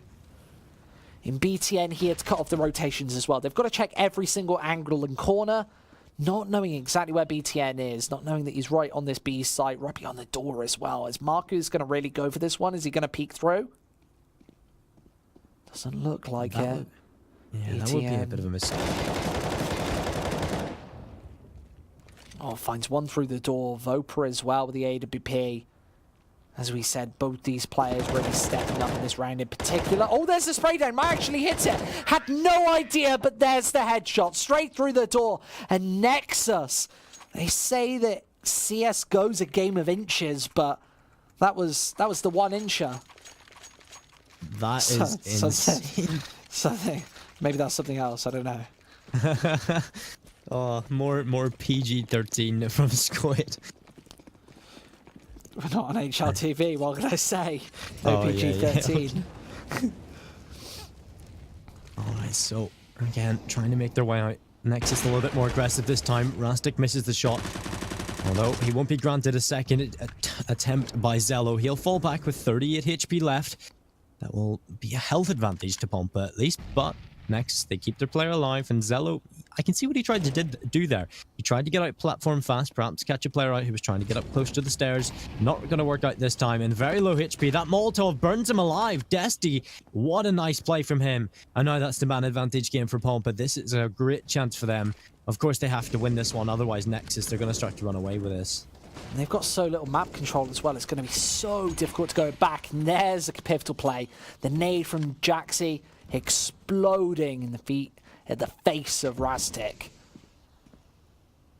As you can see, Pompa don't really know where to position their troops. They've got the one-man extended far onto the A site. Nobody going for this flank. You can see IME slowly backtracking back towards A, trying to spot out any pivotal player who's going for this. And Nexus, Balls of Steel are going to go back to this A site with 30 seconds left.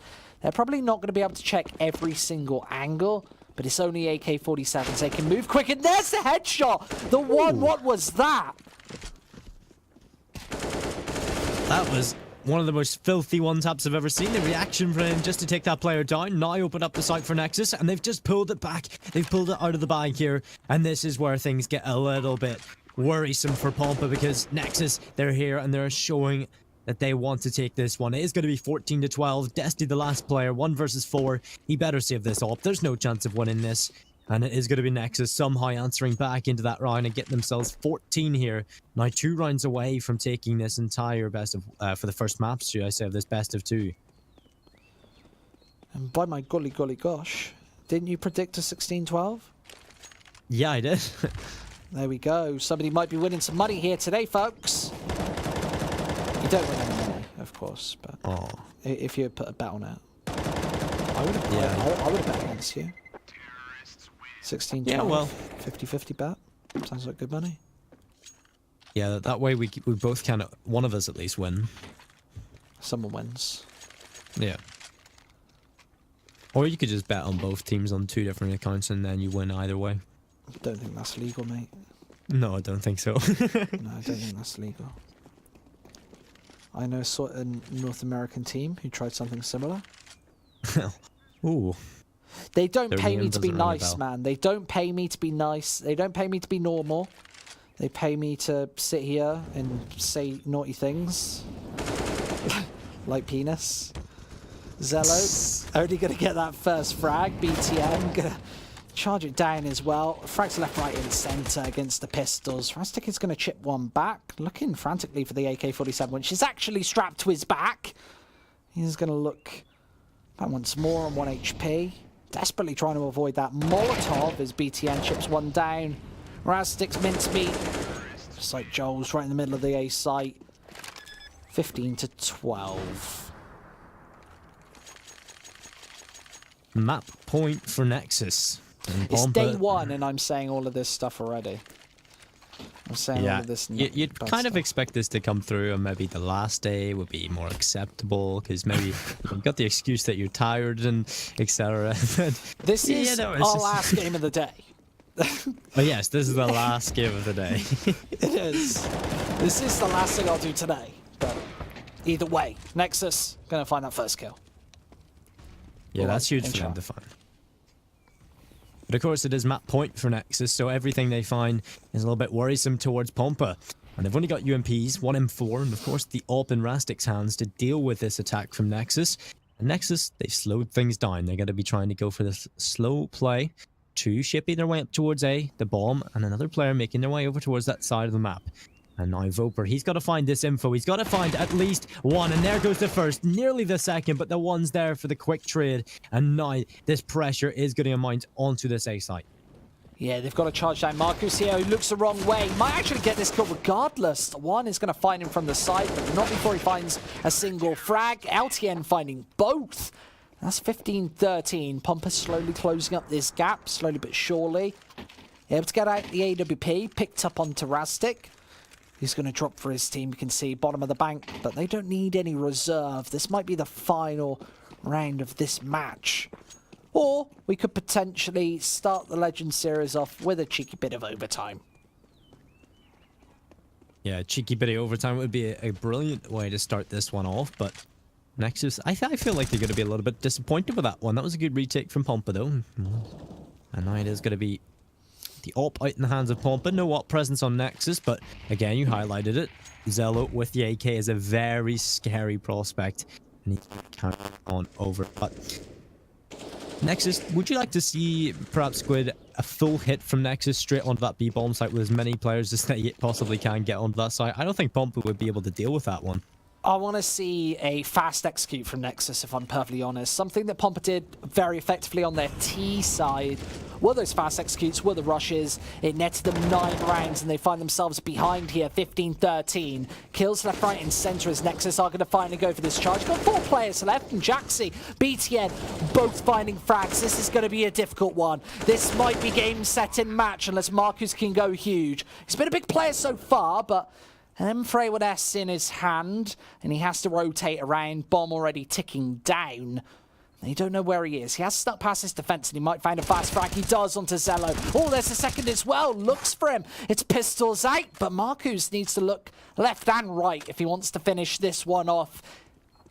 And maybe take them into overtime. BTN's going to be the next to fall. It's just Jaxi left and he finds it! What the hell was that from Marcus? He's going to get the defuse, get the frags, get the round. He's starting us off in style.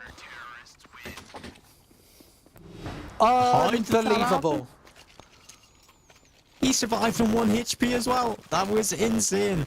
That player towards Chicken Coop should have stayed alive, but Marcus, the ingenuity, the initiative, just to shoot down that Chicken Coop in the final seconds, and enough time to get that bomb down, diffused as well. That is going to be 15-14, and Pompa, if they don't get the overtime off the back of that one, that is going to be hugely disappointing. They're going to try and filter the way in towards middle now. This has to be Nexus picking up this round, and they're going to put 3 players inside of danger already. There's the first frag. It's Nexus finding it, and they need this A site. They're charging straight on, and it's Vopa from behind, able to cause a bit of a stir. He's found his first kill, and he needs to be the difference maker here in a 4 versus 3. A disadvantageous position for the Poles. They're looking to make more of a burst, make more of a rattle. And it's Rastic with the AWP. Needs to be a pivotal player peeking in. Oh, this nade might be absolutely huge. Could find a double, and it does! Rastic might keep them in this game.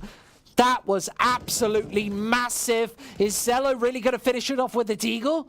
He needs to be able to get this defuse in, and he's just holding it down. Rastic still holding it, and he finds it!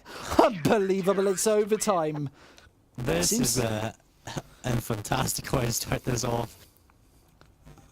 Unbelievable plays coming through from both teams. I'm so sorry, Dinko. We lost Dinko. Can I get some rips in the chat for Dinko TV? Can I get something in the chat? Esports Arena Smash. Typing in the chat. Thanks very much, fellas.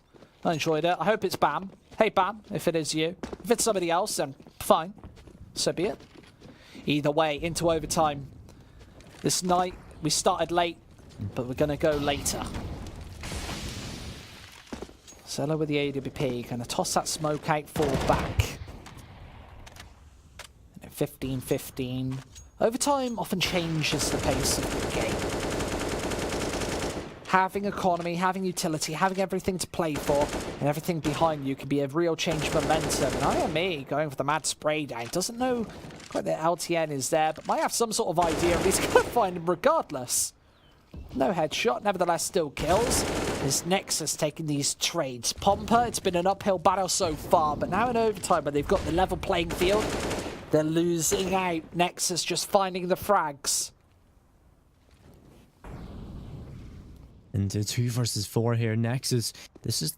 If they could have done this in the last couple of rounds, they would have been already on to map number 2, but they have stepped up finally. There goes all the kills, and they only lose 1 player. That's Jaxi, so 16-15. Nexus leaded by 1 round, and again, overtime is where I think Nexus will sort of prevail, because this is the team that are a little bit more experienced. They have players who've played at LANs, etc., and they've played at some, bigger events than Pompa, so perhaps the experience of these players may pull through, but the triple op setup out on Pompa, this is something interesting.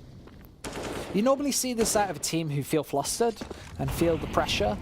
I think that right now, maybe they are feeling like nothing's really working on that CT side. They were 9-6 up at the end of that first half, and now they want to try something a little bit different, and it might not work out. Vopa's going to be the first to drop, and this engages. They spring the attack onto the A site. Marcus looking for one. Oh, and Jaxi finds it.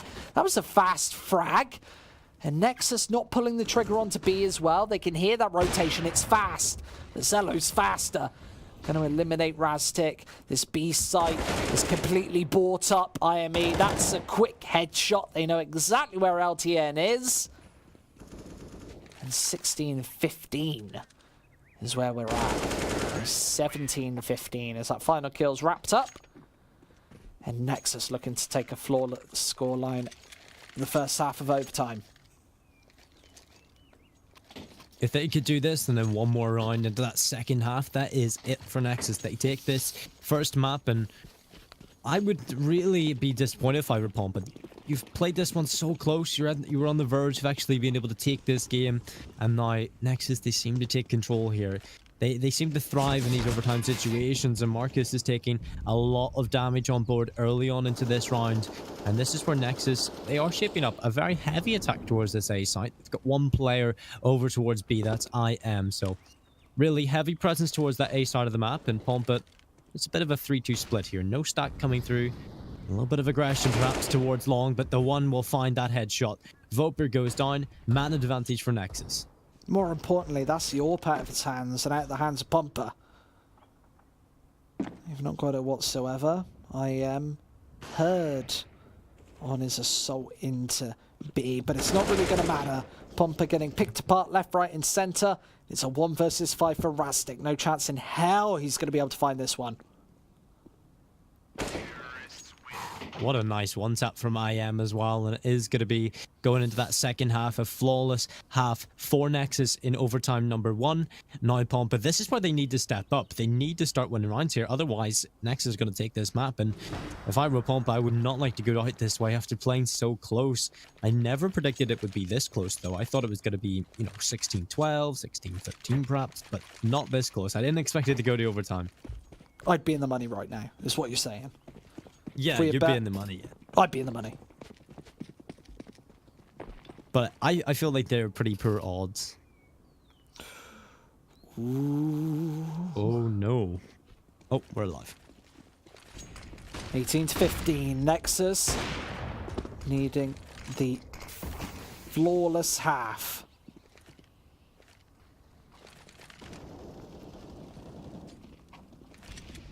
And obviously with 15 rounds on the board, Pompa needs to go big right here, but it might be all over. All game set and match. Yeah, this is looking desperate. Yeah, I don't think it's going to happen because Rastic goes down, Mark is left alone. He's got to find all the kills here, and they're all hunting him down. This is it. This is it. Over. He's being chased away as well. A 1 versus 5. 2 HP here. Zello charges in, finds it, and that ends it. 19-15.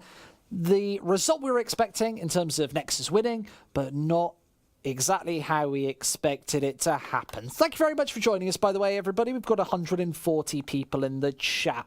You're joining me for Legends Series. I'm Squid CS, as it says right there. Or it doesn't actually say it right there, but I am Squid CS. Hello, everybody, and thank you for joining us at Legends Series. So, Nexus, they've already netted some points on the board. Some Legend points, our brand new system. Here's a quick video to explain what it all means.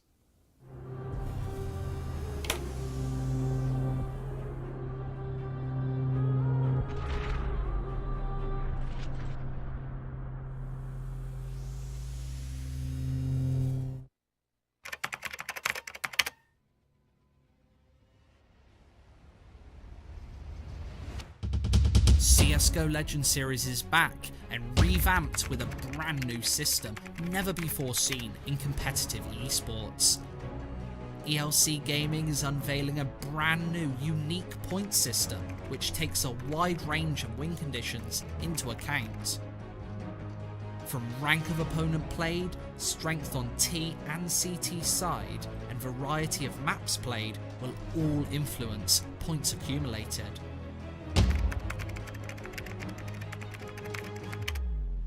Teams earn cash every time they play, with rewards given, win or lose. All matches will be broadcast twice per week, live from the ELC Hamburg studios, home of Big Betting. An all-exclusive, all-inclusive $25,000 prize pool Legends Cup awaits, where the 2 European champions will face off against a team from the US and a team from China. Join us March 6th for our first episode.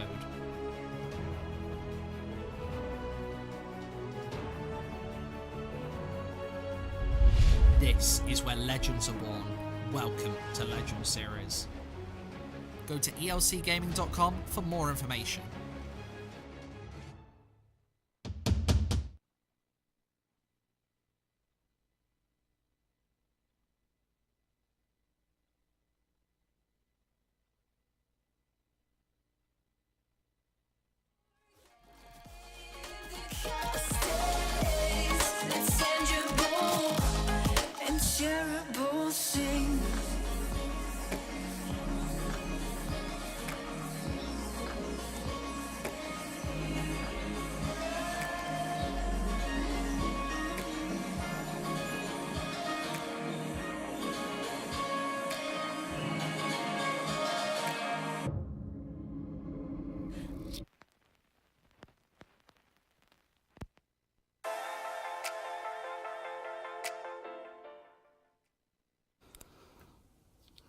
Let's play the intro. Let's play the Legend Series intro for that. Oh, hello.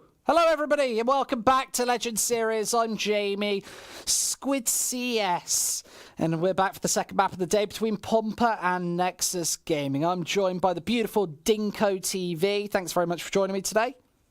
Yeah, it's great to be here. That first map was an absolute bloodbath. The teams pulling into overtime, looking great, of course, and what a way to start off Legend Series. It's been such a pleasure to be on for map number 1, and hopefully things stay like that for map number 2. Yeah, and if you're joining us for the first time, you just had the pleasure of watching our Legend Series teaser, the explanation video that told you about the points, everything else. Let's have a look at what was supposed to come up today and what's coming up in the following weeks. Our timetable for the next couple of days. Obviously, Pompa versus Nexus, the game that everybody's waiting for. But earlier today, it was going to be Pride versus Epsilon. Those are both on your screen now. This is the standings. We can go to the we can go to the other page as well. But the standings, while you're at it, this is the first game of the day. Epsilon versus Pride. That's been postponed, so stay tuned. Make sure you're on our social medias. It's ELC Gaming TV if you're on Twitter. It's ELC Gaming if you're anywhere else. Playing Ducks versus Demacier. That's coming up on Thursday. Make sure you're here at 7 o'clock in the evening. That's CET for that game. That's going to be fantastic. Straight after is Nexus versus Kopsaka, our German heroes. They're going to be right back on center stage here on Thursday before QB Fire and Venatores, followed by the Spirit Trick combo there next Tuesday. That's going to be a fantastic game as well. Same time, same place next Tuesday. That's 7 CET. We're here for prime time. I'm Squid CS. I am excited to be here, and looks like there are plenty of people also excited to be here in the chat. We've got 70 people now, but we are looking at the chat all the way through this broadcast. If you're here, if you're excited, why don't you tell us about it, because I'll be responding. I think the chat's that way. I guess the chat's over here if you're looking on screen, but maybe it's over here for me. So should we point over here? I think we shall. If you want to chat to me, if you want to ask any questions, go right ahead. Of course, we're 1-0 in this series, Nexus versus Pompa. Let's get a quick breakdown of that first map. What do you think, Dinko? Yeah, I feel like Pompa looked very good, actually. I felt like they had a lot of structure. They were playing well as a team. It was just really down to the individuals from Nexus really stepping up that sort of threw Pompa off guard, I guess. And really, in overtime, that's where the stars sort of pulled out. The experience of the Nexus guys really pulled them through that overtime situation, got them to the map victory. And a player I'm really interested to see playing on Mirage is definitely Zello. He was the man that made you go ham a few times there at Squid during the first map. He was playing insane, out of his mind, even towards the start of the map where everyone should be a little bit quieter. He was just straight out of the gate, shutting players down one after another. Yeah, Zello, we've got a little graphic for him, was an absolute star in that first map, and somebody that we actually prescribed to be the big player. You can see it down there in just a second. Zello from Nexus. He went absolutely ham, left, right, and center with that, especially with that 4K, really early on into the game. Zello, we're not getting the graphic, but we are going to talk about it. Those 4 kills were absolutely phenomenal, and here he is, giving that little smile, giving that little smirk. He knows what he just did. He just won the game pretty much single-handedly for his team. Still stuck on those 1,500 Legends points. They gained a bit after that first game. Obviously, they're 1-0 up now, going on to the next map pick, which we don't know what it is. I haven't had it. Do you know what it is? What is it, sorry? The map pick? Whose map do you know what the map is? Oh, it's Mirage we're on right now. Oh, it's Mirage. We're on right now. Okay, well, thanks for telling me. We are off right now. We'll be getting into this game, and Mirage was the one map that we really did say we wanted to see. A map that both these teams are great at, are pretty damn good at. And if we switch to the game, we've actually got the game in warm-up. We've got 8 players in, and I wanted to go on Skin Hunt. Tony, let's see the game. Let's see the video game. Look at this. Let's go on Skin Hunt. So BTN, he's got the Dragon Law knife. That's pretty nice. He's got a few bucks for Romania. It's quite a lot of money, I guess. IME's got the forest leaves, the ultimate skin troll. Zello's got a standard AK-47. Cyrex. standard Karambit. I approve. Do you like the Forest Leaves troll? My favorite is those HLTV posts, and it's Forest Leaves and then loads of exclamation marks, and then is it your favorite skin? That's my favorite. Do you like that, Dinko? No? Yeah. Yeah? I do. Okay. We're into the knife round. Pretty damn quick, if I do say so myself. Nexus versus Pompa. Straight in here. Obviously, Cobblestone play on both sides. And these knives, sometimes on Mirage being a little more important, depends. Sometimes Cobble's quite a shutdown CT side. If you get those AWPs rolling, which Pompa did have, at a certain point they had the double AWP setup going. Destroy as well, or Destro. Oh, they're guarding Vopa, who's actually AFK right now. I don't know if it'll work out. Maybe they're gonna 4 versus 5 this. This would be quite an upset. I would be very impressed. And they are, look at this! They're not even playing with their full squad. Oh no! The clutch. That's the most exciting knife round I ever saw.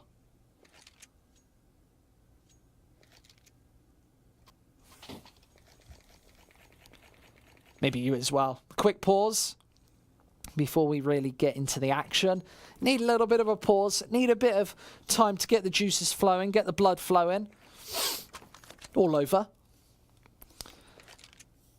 And obviously Nexus will start on this CT side. More advantageous side. And if they can really get it rocking and rolling against Pompa's T side, the one that they really favour, the one that they really like, that could be phenomenal. But remember, this is Nexus's favourite map on that graphic that we saw earlier.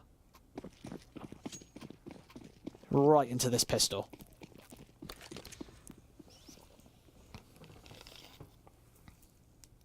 You can see the split. It's Pompa with Vopa and Destro over towards the A site. The bomb going over towards B. They want to toss a couple of these nades in early. And they're going to be coming in over the next couple of seconds. But you'll see that the angle's the same. Nexus shouldn't really fall for this one. You can see no rotate being pulled off just yet. But the underpass play coming through as well. Pompa seemed to change their mind as to what they wanted at that point. And they connect to play, the bomb being spotted. They know exactly what they want. But LTN single-handedly choking open the B site with just a Glock in hand. And he's going to find a third. What a beautiful pistol round from him. And he's got nothing to do. He's sat like a lame duck on the A side of the map. The flash coming through as well. He's got to hit this shot very, very quickly. Oh, doesn't spot the second man. But he finds them both. How phenomenal was that for IM? Gives himself a chance in this one, but with no kit and barely any time on the board, he's got to find LTN. Has to be another fast shot here, and he's not going to watch it. IM, finally gets caught out. Felt like he had a chance there. LTN with a big quad kill. Yeah, that was insane. Just walking in, takes all of the kills for himself, and that is going to be Pompa. Starting things off well. They obviously need to pick up that pistol, and they did in the first map as well in Cobble. Then they were able to convert it and get themselves 3 in a row. So to do so again, they have to win this round. But this time, Nexus putting a little bit of a fight up here. They've got the Scout and the CZs out on every single player. So this is not an easy buy to defeat. Here's the CZ. Oh, and he's actually going to find 3.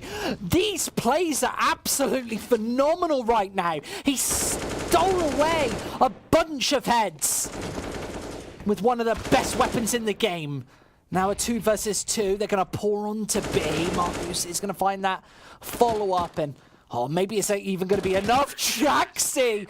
That was absolutely outstanding. A quick pause comes in as well, so not too happy with that one. Nexus going to finally put their first round on the board after 2. And what was that? From the one. He is the one.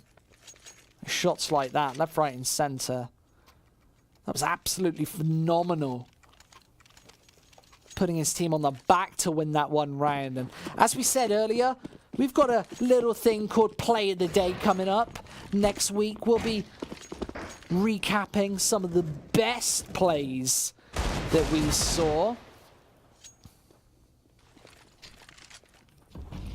And that's definitely a contender.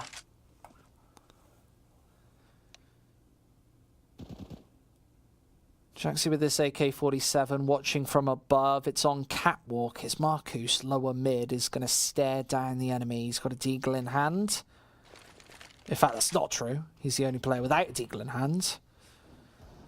But the rest of his players are rotating over towards the A site. We saw just how effective this CZ can be. And once again, he is going to chip through and find one. Is IME with an MP9. This has great run and gun potential, great farming potential for the cash. Marcus, second man on the board for that weapon, as he does salvage an MP9. Likely not going to be able to find anything. They're known for slow kills, especially against players with 100 HP. As the bomb rotates back, the one needs to find his ground, find his positioning, find his footing, and get back onto the B site. He's got an M4 to do it with as well. One bullet will finish off Desti as he taps the numbers into those bombs, slams them in. The one is lurking on through against the Deagle. Desti really just wants him to slow peek into this hand cannon, and he isn't going to do it. He's going to peek a lot faster, and they're going to go for the instant smoke defuse. There's a Molotov as well to count Marcus out, and he's going to burn alive. Takes a headshot for it. But IME going to stay on that bomb. Oh, Vopa's going to find him as well. There's the Molotov raining through again. A double without even seeing anybody with the smoke deployed. He's going to be able to get the bomb diffused just in time. Lots of damage, lots of death, lots of fire. But 2-1 is going to be our scoreline. Is the No. robot gone? No. No. Beep, beep, boop, boop. I am Dinko. Hello. How are you? I have been programmed incorrectly for Counter-Strike. Zello is going to find this first double spray down towards mid, and there's nothing in the way of defense for Pompa. They need to go towards B now, and Jax is going to neutralize him as well, so a very clean start. Zello can stay in cover. Against these Deagles as well, can sometimes be dangerous, poignant in fact. Both Paran, RTN, both with a $700 pistol. And it's not the revolver.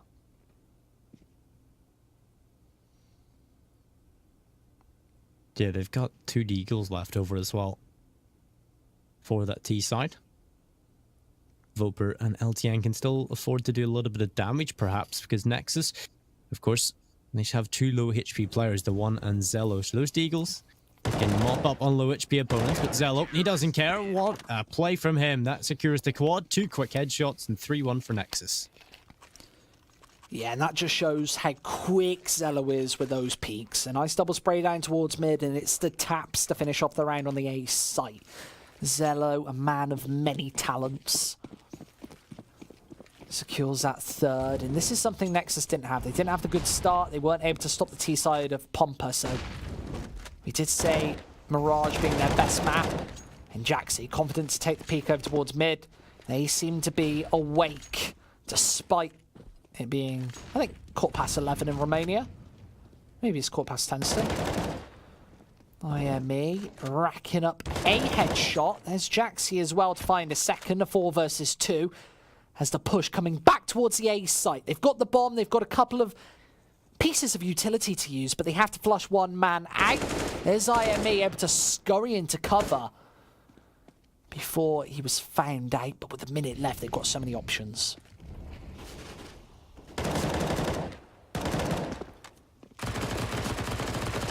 IME, BTN, both wrapping them up. And it's 4-1. Nexus certainly haven't been challenged so far. And it doesn't even look like they want to get an AWP out right now. So, kind of that means Pompa isn't forcing the Romanians to adapt. At this point in the game, you would want Nexus to really really change their play style. You want to be forcing some uncomfortable atmosphere onto the CT side. You need to be really throwing a spanner in the works if you're on T. And that's just not happening. And you see Zello so confident to just go for the peaks and re-peaks onto short. I'm sure he's going to go for another one. And he does, unchallenged. Going to be able to fall back as well. It seems like Zello is racking up all these eco frags. Every single round he wants to pad his stats, he's able to. And it's a real problem for Pompa right now. They're not doing a lot of damage whatsoever. BTN being the only casualty means that they're going to keep 4 rifles alive. And they might even get out this AWP. What's BTN going to buy?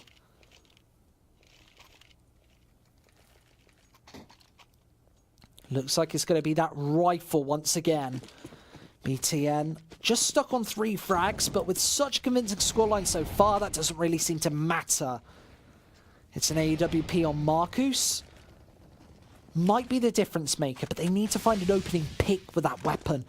And that's exactly what he's doing. Over towards the B site, looking to be smoked off as well. Going for this peek, and he finds it. The one gifts him that opening frag, and he's got to find a second one onto Jaxie as well. All 4 back. And he really wants this frag, and he finds it. Another one, a second, onto the B site. And see his score, just like the initial map. Really starting to step up at this point. 4 versus 3, a difficult retake. This might be Pompa on the board once again. And they're making their way through now. And it's Marcus, the beast from Poland, looking for his ace in the round. He's not going to quite find it. Rastic's going to take down both IM and Marcus. Very ungrateful for those 10 frags, sorry, on the board. That's quite some phenomenal performance. After drastic changes, is the robot gone finally? Yes. Woo! Finally, we got rid of it. I have no idea what's happening. It seems to literally just be voice service reason. I don't know what's wrong. Anyway, back into the action. It's all the kills towards middle. 3 for the CTs, but it's traded back by LTN. He's there for 2, and we're India 2 versus 2. Up on both sides, AK versus the M4, but there's 20 HP left on LTN. At least for Marcus, he has got his way onto the A bomb site, looking for some info. But what's the call here? The bomb making its way towards ramp. But there is still that player inside of CT. That's IM hiding on the trash can just in behind the nukes and hold CT. Yeah, this is such a good position as well because he's pretty hidden away. He's pretty concealed there towards CT spawn. But a wide peek out can cover off 3 or 4 very common after-plant positions. And even if they plant away from him, he's able to find it. And you see swinging back to CT spawn, able to find that one. The last player, 20 HP LTN towards ramp. And that bomb is very desperately trying to find its way onto the bomb site with 40... It's Mr. Robot. I'm sorry. I'm sorry, Dinko. We've lost Dinko. Can we all put our cans in the air and have a moment of peace for both LTN right there and Dinko? Hand on heart. I remember you. You came from Ireland to cast 3LC with your robot friend. Bemi Esports says, you're amazing at casting. Thank you very much. You guys. He said it to Dinko as well. And the robot. This is a tri-cast. This is one of the first tri-casts. Jaxie going for the peaks. Missing every single shot. He finally gets a hit. But there's no response. It's the PT-50 going to try and charge him down. A bunch of misses as well. And the no is going to be able to rack them up. You see the follow-up headshot as well. And Pompa seem very shaken right now. After that early loss on Cobblestone, which was their map pick, their chance to take points. This might be a 2-0, no 1. What was that sort of shot? Pompa seem discombobulated, confused, and ruined as the score hits 7-2. This is starting to look dominant. You guys are amazing at casting, thoroughly enjoying. Who are your favourites for being 2 EU teams? I would say Nexus. I've cast them before. That's Bemi Esports again. Thanks very much for the compliment. By the way, Benny, I think that I think Nexus. I've cast them before. They are a regular here at Legend Series by this point, the 2nd season through. I just think that their team playing coordination is on another level. We saw that on Cobblestone to really clutch it on that 2nd map, but they've completely missed out a certain portion of the map. Seemed completely unknowing that short push was coming through. And Rastic's going to nail 2 before the re-rotate comes in. And there's the 3rd as well. Nexus really starting to falter to the AWPs. Marcus and Rastic taking the pair of frags, and IM, last player alive, needs to go for the backtrack.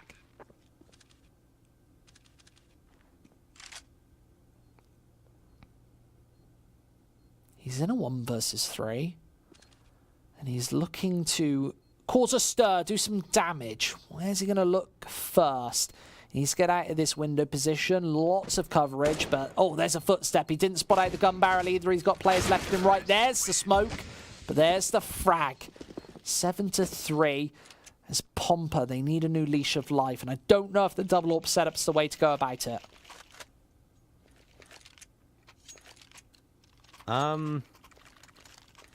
The double up setup could actually work out for Pompa here because they aren't finding anything really. I mean, if you can go with aggressive and try and find one opening with that AWP and also have one elsewhere that's playing a little bit more passively, perhaps that baits Nexus into getting a bit aggressive, but it's straight onto the B bomb site with the AWPs. This is a bit interesting. Straight out onto the site, LTN grabs one, but Jaxi and Zello there for 2.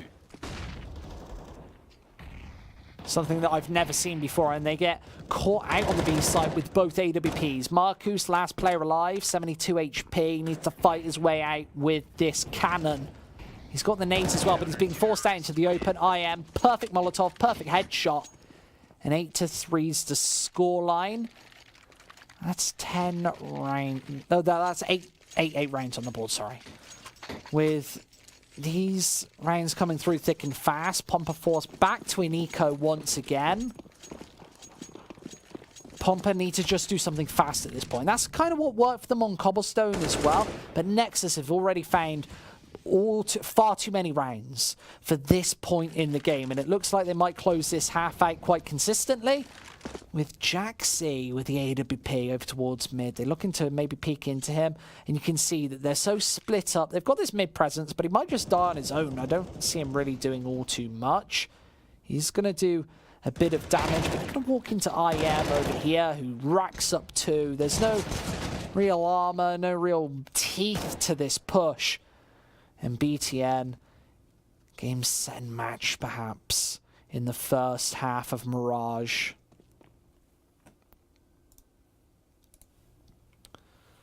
Marcus here with the CZ, 90 HP, bomb a million miles away. And Jaxi going to finish off with a AWP. This match paused for a little bit, as Nexus have a bunch of money. If you have a little look at this, 6,000, 4,000 on the other 4 players, a bunch of money for everybody. Pompa starting to gain that bank, but it's going to be far from a perfect buy. You can see Marcus, Desti, LTN, all with this 35, 3600 marker. They're not going to be able to afford AKs and utility as well. And going for this pause here, I like the technical pauses. I like the tactical pauses more so. I like the tactical pauses more. And yeah, Polish Barbie says Hyper Umarl. Yeah, he's ill today. So they did message us a bit earlier saying that he's not going to be attending. He is ill and that he's not going to be attending this matchup. So Desti, he's the fill-in today. That's totally allowed. You're allowed a little stand-in, a cheeky bit of stand-in. But they've got to get back into this game soon. And after such a closely contested match, ending in a loss for them on Cobblestone, on your map pick as well, that's got to shake your confidence. You can't be feeling too loosey-goosey going into this second map. And with the 9-3 scoreline, you really can't be feeling too good about yourself. This might be a quick one. We might be going home early. Unu446 says, cast a voice grainy. He's not talking about me. I've got a beautiful, slick, silky, golden voice, of course. That's why they keep me out here in Germany. This match is paused for a little bit. And remember, guys, if you want to follow us, you can go to the socials. It'll pop on your screen in just a second. It's ELC Gaming, ELC Gaming TV as well. Follow us on all the good stuff. That's Facebook, Twitter, Instagram. There's surely other stuff as well. Our website as well, ELC Gaming TV, where you can find all of the info, all of the news regarding ELC. We've got loads of tournaments as well if you're interested in other stuff. You should definitely drop a follow here today. But today we are going for the counter-strike. They're both putting the unpause in. Let's get thick and fast and back into this game. AK-47s for 3, a Deagle and UMP for the other 2. Substituting for the nades, they need something in the way of utility to be able to go for one of these executes. Zello behind the smoke. Doesn't really want to go for this one. It's not a one-way. He didn't throw it himself. Instead, it's Pompa blocking him off. And Razdik has to go for this first frag. Over in connector, it's the headshot. He looks through the second as well. Single-handedly opens it up. It's Pompa with just the individual plays. And an easy one-tap for Vopa from the side to find one more. A 4 versus 2 leveled back up as Jaxi has to do everything. He does spot out the man. LTN really shouldn't have peeked that one. Gives Jaxi a chance in the 13th round as he pushes back towards the A site. This bomb's been planted for some time, trying to tick down, but the smoke jump isn't going to work out to any avail. 9-4 here. Remember, guys, I am watching that Twitch chat, so if you want to tune in, if you want to have a look at what we're doing, get in that damn Twitch chat.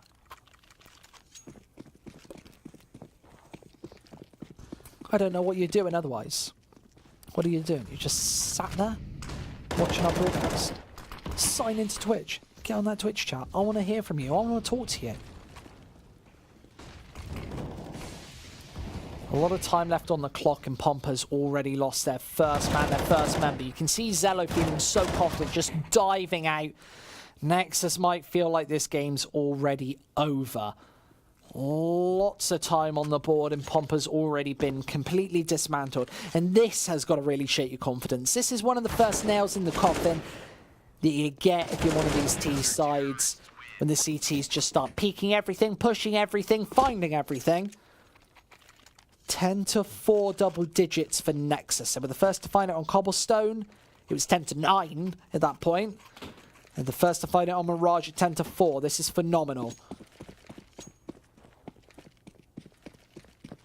What a wacky buy for this final round. An AWP on Destiny, but that's all they've got to really use. As Rastic does find one with the scout, it's pistols all round otherwise.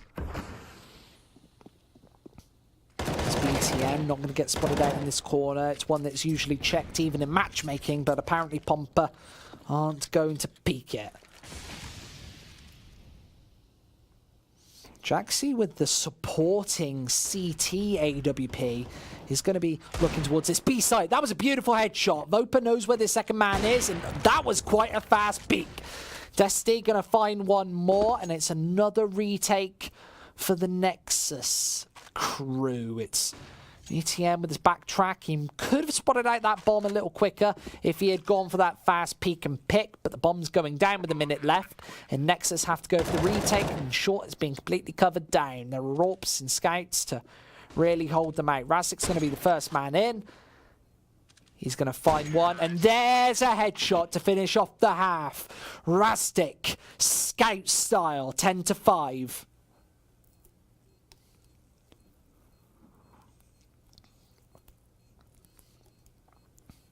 You can see how closely contested the scoreboard is on the Nexus side. Everybody apart from BTN up to those 12-14 kills. Very compact at this point, with BTN only stuck on 8. You can see Pompa, it's a much more mixed side, mixed field, with LTN to Rastic, 10-12.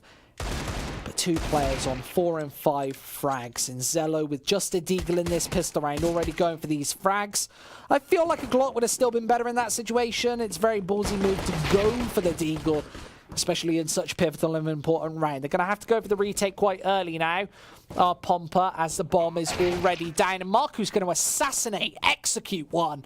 As IM stuck in the corner. Pompa looking to charge him in. They're going to find one.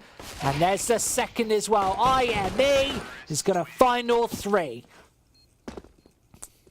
That's 11 rounds. They're on the home straight here, with these next 2 possibly being freebies.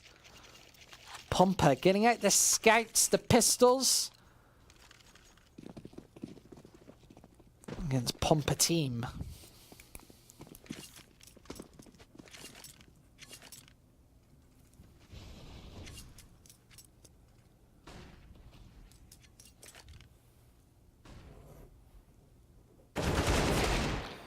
Deagle's going big for Pompa this time. There's the Scout as well. Is Rastic, oh, doing the damage! Rastic going huge here on the A site. Going to be finally neutralized and found out, but they still have to be worrying about these AK-47s, especially on Zello. He's been such a key member. As he spots out their second man, it's 1 for 2. As Zello goes huge once again, looking for the quad kill, but it's IME instead who has to pick up the pieces and find his 5th on this A site. He's going to swing out and get it. It seems like Nexus are just hitting every single shot. It seems like they're really just hitting the Angels. They're really doing well in that department. And when somebody's winning their Angels in Counter-Strike, there's not really much else you can do about it. Just for everybody's information, I just found out that I've been sat on a pen for the last 2 hours. So, anybody at ELC Gaming who works here, don't use the pen. It's the red pen in the studio. I seriously wouldn't use that one. So that one's pretty nasty. 2 hours of casting. 3 versus 4 at this point. And Pompa, that's going to be leveled up to the 3 stack. As the one has the B site on lockdown. You can see that bomb starting to rotate in right now. I am on that one. It's going to be a pretty easy take as it's just Mark who's left. He's got to go huge with the Scout. He's been a pretty big player so far, and there's the opening as well. Intelligent to switch towards short to get that free kill, knowing that the plank could be towards short, and he's going to be able to rack up that second. Looking for a little more, though. He certainly needs a little more, but the one's going to deny it with a 2K of his own. 13 rounds on the board. And as I said, the home stretch, 13-5. This might be one of the final buy rounds of the whole match.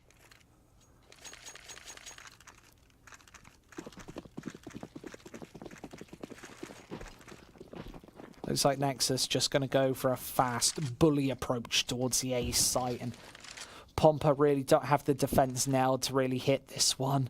Rastic's got the AWP over here, but otherwise it's just the M4 to support, and Nexus going to push straight through that smoke. Using faces on the way through, but they have to hit the headshots now. There's a Molotov in, but Rastic's still not been dealt with until that headshot came to fruition. As Nexus need to cover, they need the smokes to be able to get fully onto this A site. There's a Molotov to catch somebody out, but you can see the retake seems so convincing for just a second before the CZ rained out. 13-6, maybe a new leash of life for Pompa, but they need to start from here. They need to find their way right back up the mountain. And it starts with a round like that with the CZ-75.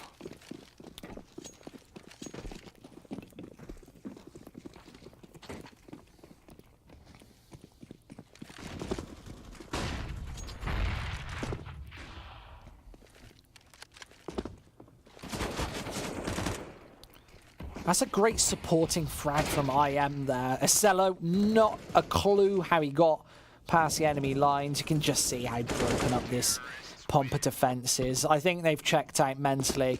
I think it's a bit too late in Poland to be keeping anybody awake with Counter-Strike.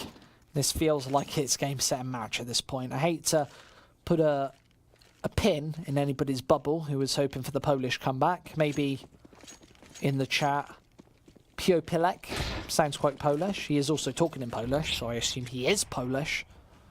I'm sorry, guys. Doesn't look like it's going to happen today. But remember, they've got 10 more matches to play here at Legend Series. So maybe they'll win a couple of those ones. We've got a lot of Polish blood here this season. Remember, all 12 teams. A couple from Poland. I think it's 3 from Poland, in fact. His Nexus just being ultra convincing over towards the B site. It's 3 versus 3 at this point, as Pompa wants to go for these peeks in. Is BTN just holding his ground? And Nexus look to really want to just close this one out right now. The one, BTN, both finding frags. Vopa going down slowly but surely as well. And that's 15-6 on the board. As we go into what should be the final round of the game. That buy is absolutely horrific. With a Scout, Deagles, pistols, the M4 on LTN being the only primary rifle there is to offer, as this tantalizingly convincing game from Nexus puts them in good stead here at Legends Series. Looking like it's just going to be an A approach, which Pompa haven't been able to field even just the once. Only with the CZ75 was able to do it, but Pompa with the Deagle, he's able to take a lot of damage. There's a third from him as well. His re-rotate comes on through, and Zello needs to hit the headshots. There's his first, back towards the ace site, as potentially Pompa might keep this going for a couple more moments with LTN and Marcus both looking what they can do in terms of a retake. Both these players are low, so can be done, but I'm not too sure about it. BTN eliminates another one, and that's game, set, and match. Unbelievable. Looks like Nexus did take that one 16-5 at that point. And thank you very much for joining us for that series. So if I kind of break that one down slightly in the last few moments of this game, a 2-0, fairly convincing. That first map being overtime. When you lose an overtime match like that, it was 19-16 at the end. They were ahead. They got the comeback. They were unable to take it in overtime. That's kind of when you put the brakes on, feel a little less confident coming into one of your best maps, Mirage. Who's in chat? Anything funny in chat? No, there's nothing funny in chat. It's all Polish, which I can't read. I'm not Polish. Maybe if we had ELC Nero here, he would have been able to translate some of that stuff and find out what people were saying. But we're not done with the Pompa. If we have a look at our league tables for this tournament, Pompa will be playing many more matches. We haven't got the update here today, but if we have a look at some of the opposition that they have to play, it's Epsilon, it's QB Fire, it's Nemacier, it's Pride, it's all the big guns here at Legends Series. And if we just take a quick wrap up at what's to come later this week, we've got another game here on Thursday, starting at 7 o'clock CET. That's German time, that's Central European time. Make sure you're there for playing Ducks versus Nemacier. If you're in the chat and if you're Russian, I certainly hope to see you there. Then the second game of that day being Nexus Gaming versus Kopfsacker. Some of the maybe not many people outside of Germany have really heard of all too much. And then next Tuesday, be back for the big boys, QB Fire. They're going to be facing off against other Polish opposition, Werner Torres, before Team Spirit and Trick takes centre stage for the final game of next Tuesday. And that would be our first match day over after those 6 best-of-2s take place.